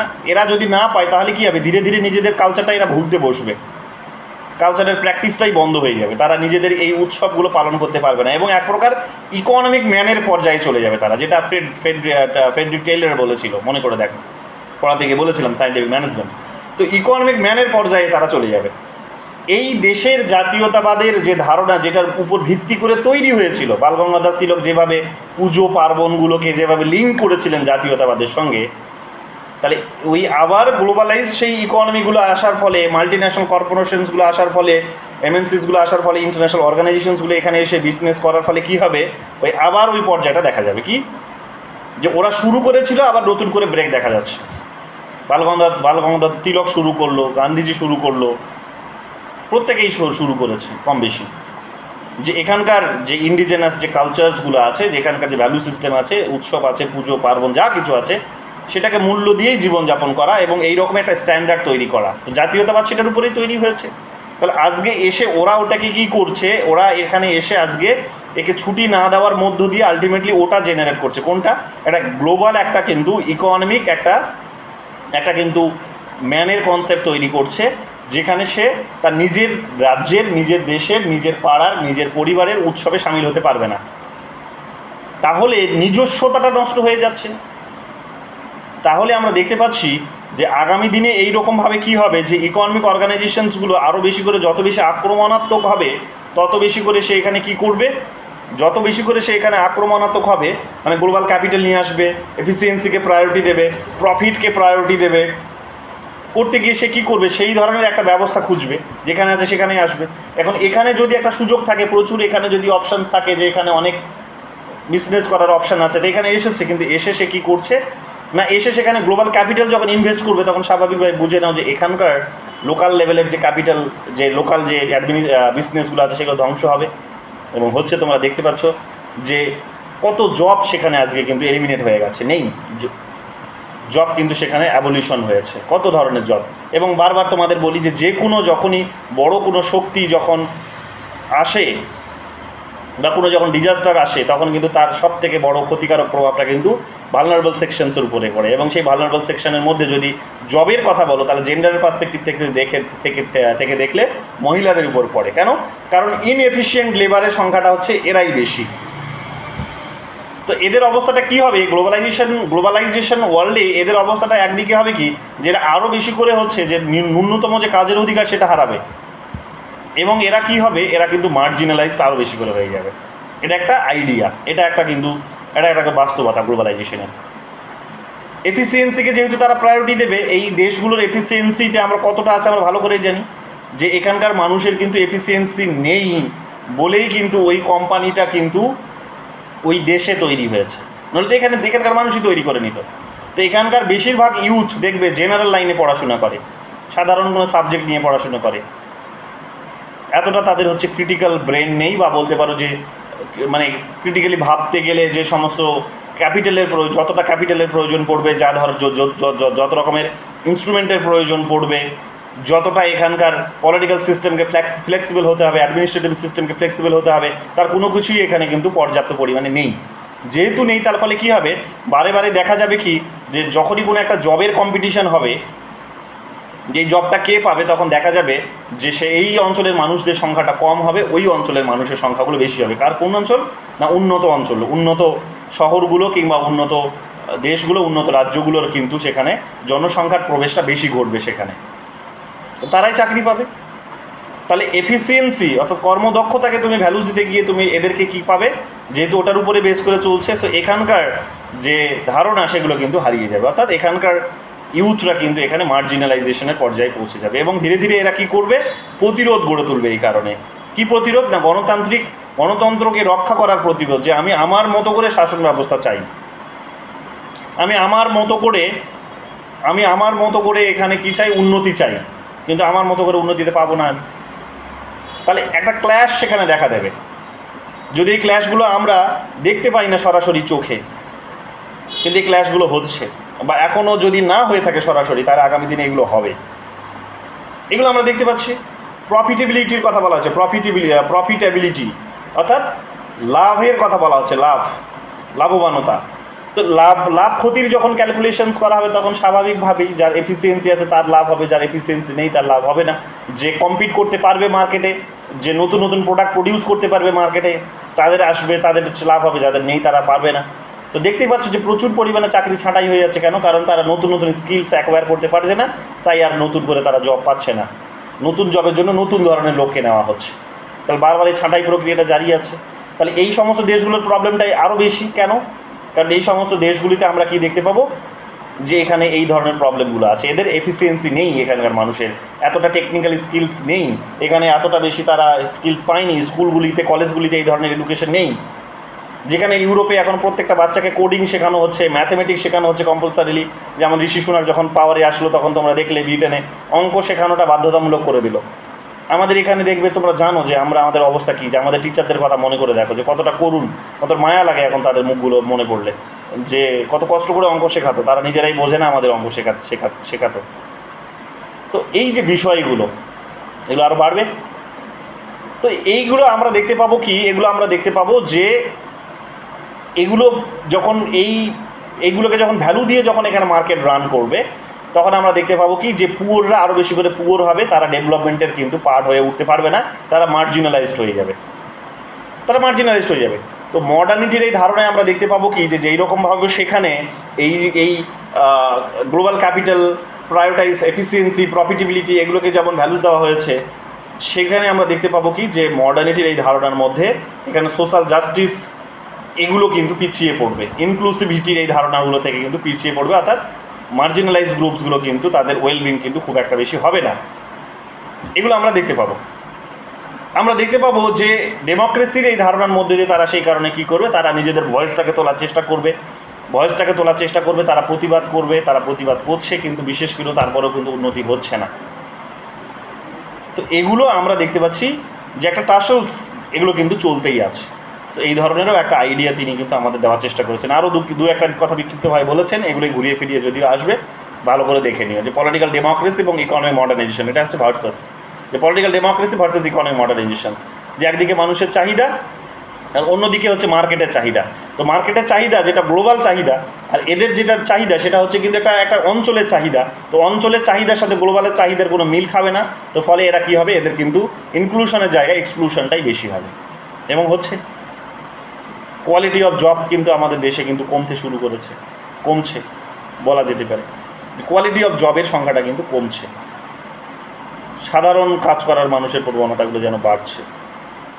যদি একটা বিকল্প ধারণাও এর আছে, যেটা হচ্ছে যে না, উন্নতি যে একেবারেই হচ্ছে না তা নয়, হচ্ছে, but in comparison with develop countries যদি এটা বলো, তাহলে তুমি দেখবে যে তোমার কিন্তু অবনতি হচ্ছে, উন্নতি হচ্ছে না।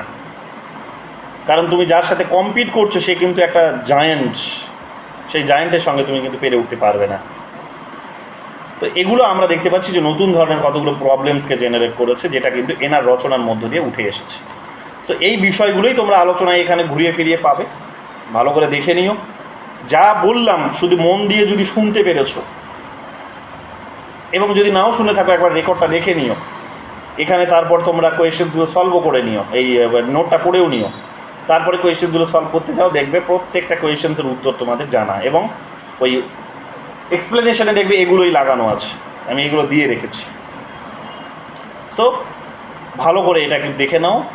নেটের যে প্রশ্নগুলো এসেছে এবং ওয়েস্ট বেঙ্গল সেটে যে প্রশ্নগুলো এসেছে এটা ভালো করে দেখে নাও, বিশেষ করে বইয়ের নামগুলোই জানতে চেয়েছে। সো ভালো করে দেখে নাও, ওগুলো ইম্পর্টেন্ট, ওগুলো রিপিট করছে। একটা টার্মিনোলজি এখানে শুধু লিখিনি, সেটা হচ্ছে হুস ইম্যাজিন কমিউনিটি। তো হুস ইম্যাজিন কমিউনিটি এটা হচ্ছে কিন্তু পার্থ চ্যাটার্জির, ওটা ভালো করে দেখে নিও, লিখে নাও এখানে পাশে, নোটটা দিয়ে দেবো, পাশে লিখে দিও হুস ইম্যাজিন কমিউনিটি। এটাও মাথায় রেখো যে এটাও কিন্তু ওনারই আইডিয়া, যে ইম্যাজিন কমিউনিটির এগেইনস্টে তিনি হুস ইম্যাজিন কমিউনিটি ধারণাটা কিন্তু আমাদের সামনে প্রস্তুত করেছিলেন। বোঝাতে পারলাম? ক্লিয়ার হয়েছে কেন আমরা ওনাকে চর্চা করছি, কি লাভ হচ্ছে তাতে?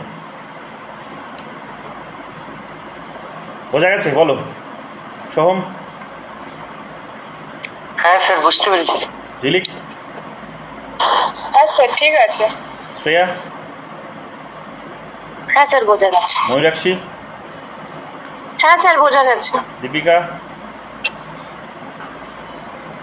হ্যাঁ স্যার, ঠিক আছে। সোহিনী?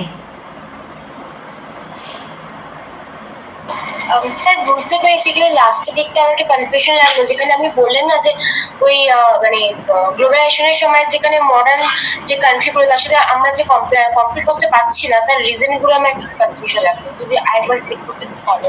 রিজেন্সগুলো তো আমি বলিনি, মানে রিজেন্সগুলো হচ্ছে এটাই যে তারা অর্থনৈতিকভাবে সম্পদশালী, তাদের কাছে প্রচুর রিসোর্স আছে, তাদের কাছে সমস্ত ধরনের রিসোর্স আছে, ইনস্টিটিউশনাল রিসোর্স, তাদের বোম্বিং রিসোর্স বা যা কিছু বলবে সমস্ত কিছুই তাদের আছে। কি নেই তাদের কাছে? তাদের সাথে শুধু ম্যান পাওয়ারটা নেই, এবং ম্যান পাওয়ারকেও আজকে তারা মেশিন দিয়ে রিপ্লেস করে দিচ্ছে, ডেড লেবার দিয়ে তারা আজকে রিপ্লেস করে দিচ্ছে। তো কাজে তারা খুব শক্তিশালী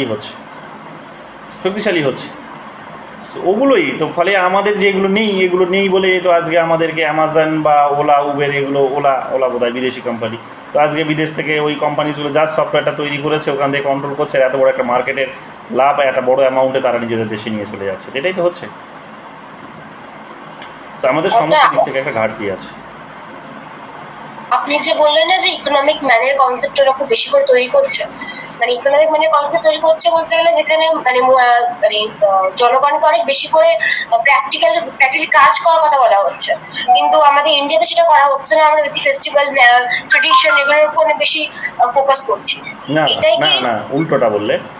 উল্টোটা বললে আমাদের ফোকাসটা হচ্ছে যে আমাদের নিজস্ব পরিচয় হচ্ছে যে, বা আমাদের নিজস্ব সংস্কৃতি, কালচার, উৎসব যা আছে আমরা সেগুলো করার পাশাপাশি আমরা আমাদের ইনকামের কাজটা করি, তাই না? এটা আমাদের নিজস্ব সংস্কৃতি, নিজস্ব পরিচয়, নিজেদের ভাবনা, নিজস্ব আইডেন্টিটি, এগুলোর সাথে আমাদের নিজেদের পরিচয়ের ধারণাটাও জড়িত আছে।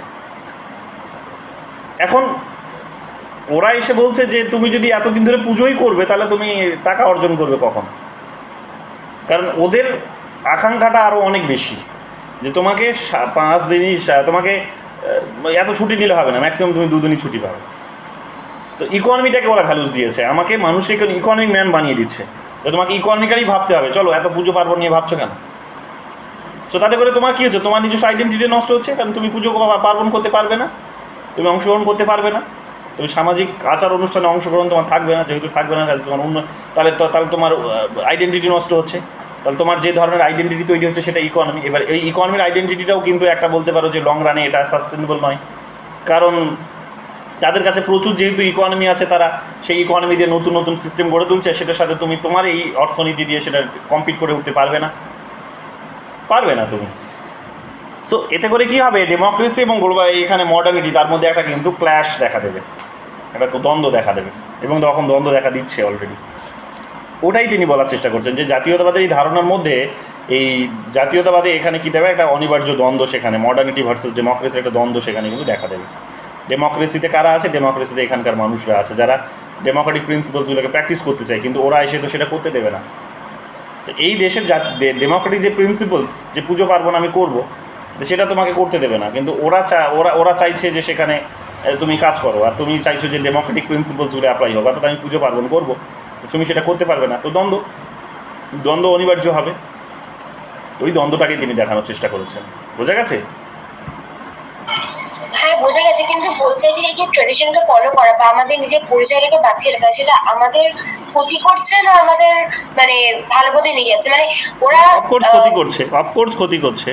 আমরা বলতে চাইছি কারণ ট্রেডিশনকে ফলো করতে গিয়ে আমরা যদি ইকোনমিক ম্যান তৈরি করতে পারছি না, আমরা পিছিয়ে যাচ্ছি। মানে যে কদিন আমাদের মানে ইনকাম করার পিছনে আমরা লাগাতে পারতাম, সে কদিন আমরা ইনকাম না করে আমরা আসলে খরচের পিছনে, একবার ট্রেডিশনকে ফলো করা বলতে খরচই বলতে গেলে পিছনে সেই পিছনে রাখিয়ে দিচ্ছি। তো সেদিকে দেখতে গেলে তো আমরা তো ইনকামটা তো না করে সেটাকে মানে ওই যে ইকোনমিক ম্যান কনসেপ্টটা আমরা ফলো করছি না, তো জায়ান্টের সাথে কম্পিট করা তো আমার কোনো সম্ভব হচ্ছে না। আমরা যে ইনকাম করছি না এটা কে বলেছে?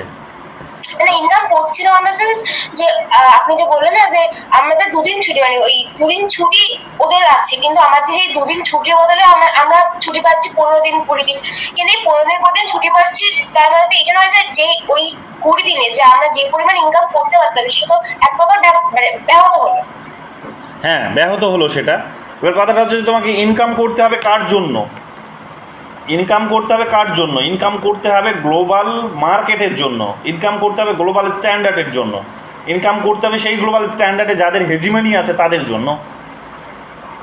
কারণ তোমাকে যদি এখন সুযোগ দেওয়া হয় যে তুমি কাজ করবে না তুমি এখন পুজো দেখতে যাবে, তুমি অফকোর্স বলবে যে আমি পুজো দেখতে যাব, এই সময় আবার কে কাজ করে? কিন্তু তোমাকে যখন বলা হচ্ছে যে না তোমাকে কাজ করতে হবে, তখন তুমি কার জন্য কাজটা করছো?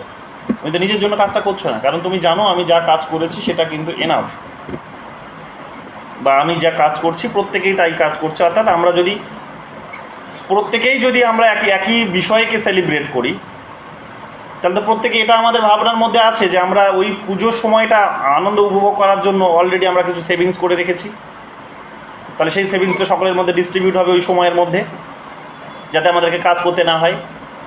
কিন্তু সেই সেভিংসটা তো তোমার মধ্যে ডিস্ট্রিবিউট হচ্ছে না, প্লাস তোমাকে কাজ করতে হচ্ছে।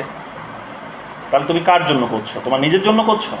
নিজের জন্য তো করছো না, তুমি গ্লোবাল মার্কেটের জন্য করছো, তুমি গ্লোবাল স্ট্যান্ডার্ডের জন্য করছো, এবং সেই গ্লোবাল মার্কেট বা স্ট্যান্ডার্ডে বা মডার্নিটিতে যাদের ইনফ্লুয়েন্সটা বেশি, যাদের হেজিমনি আছে, তুমি তাদের জন্য কাজ করছো, তোমার জন্য করছো না।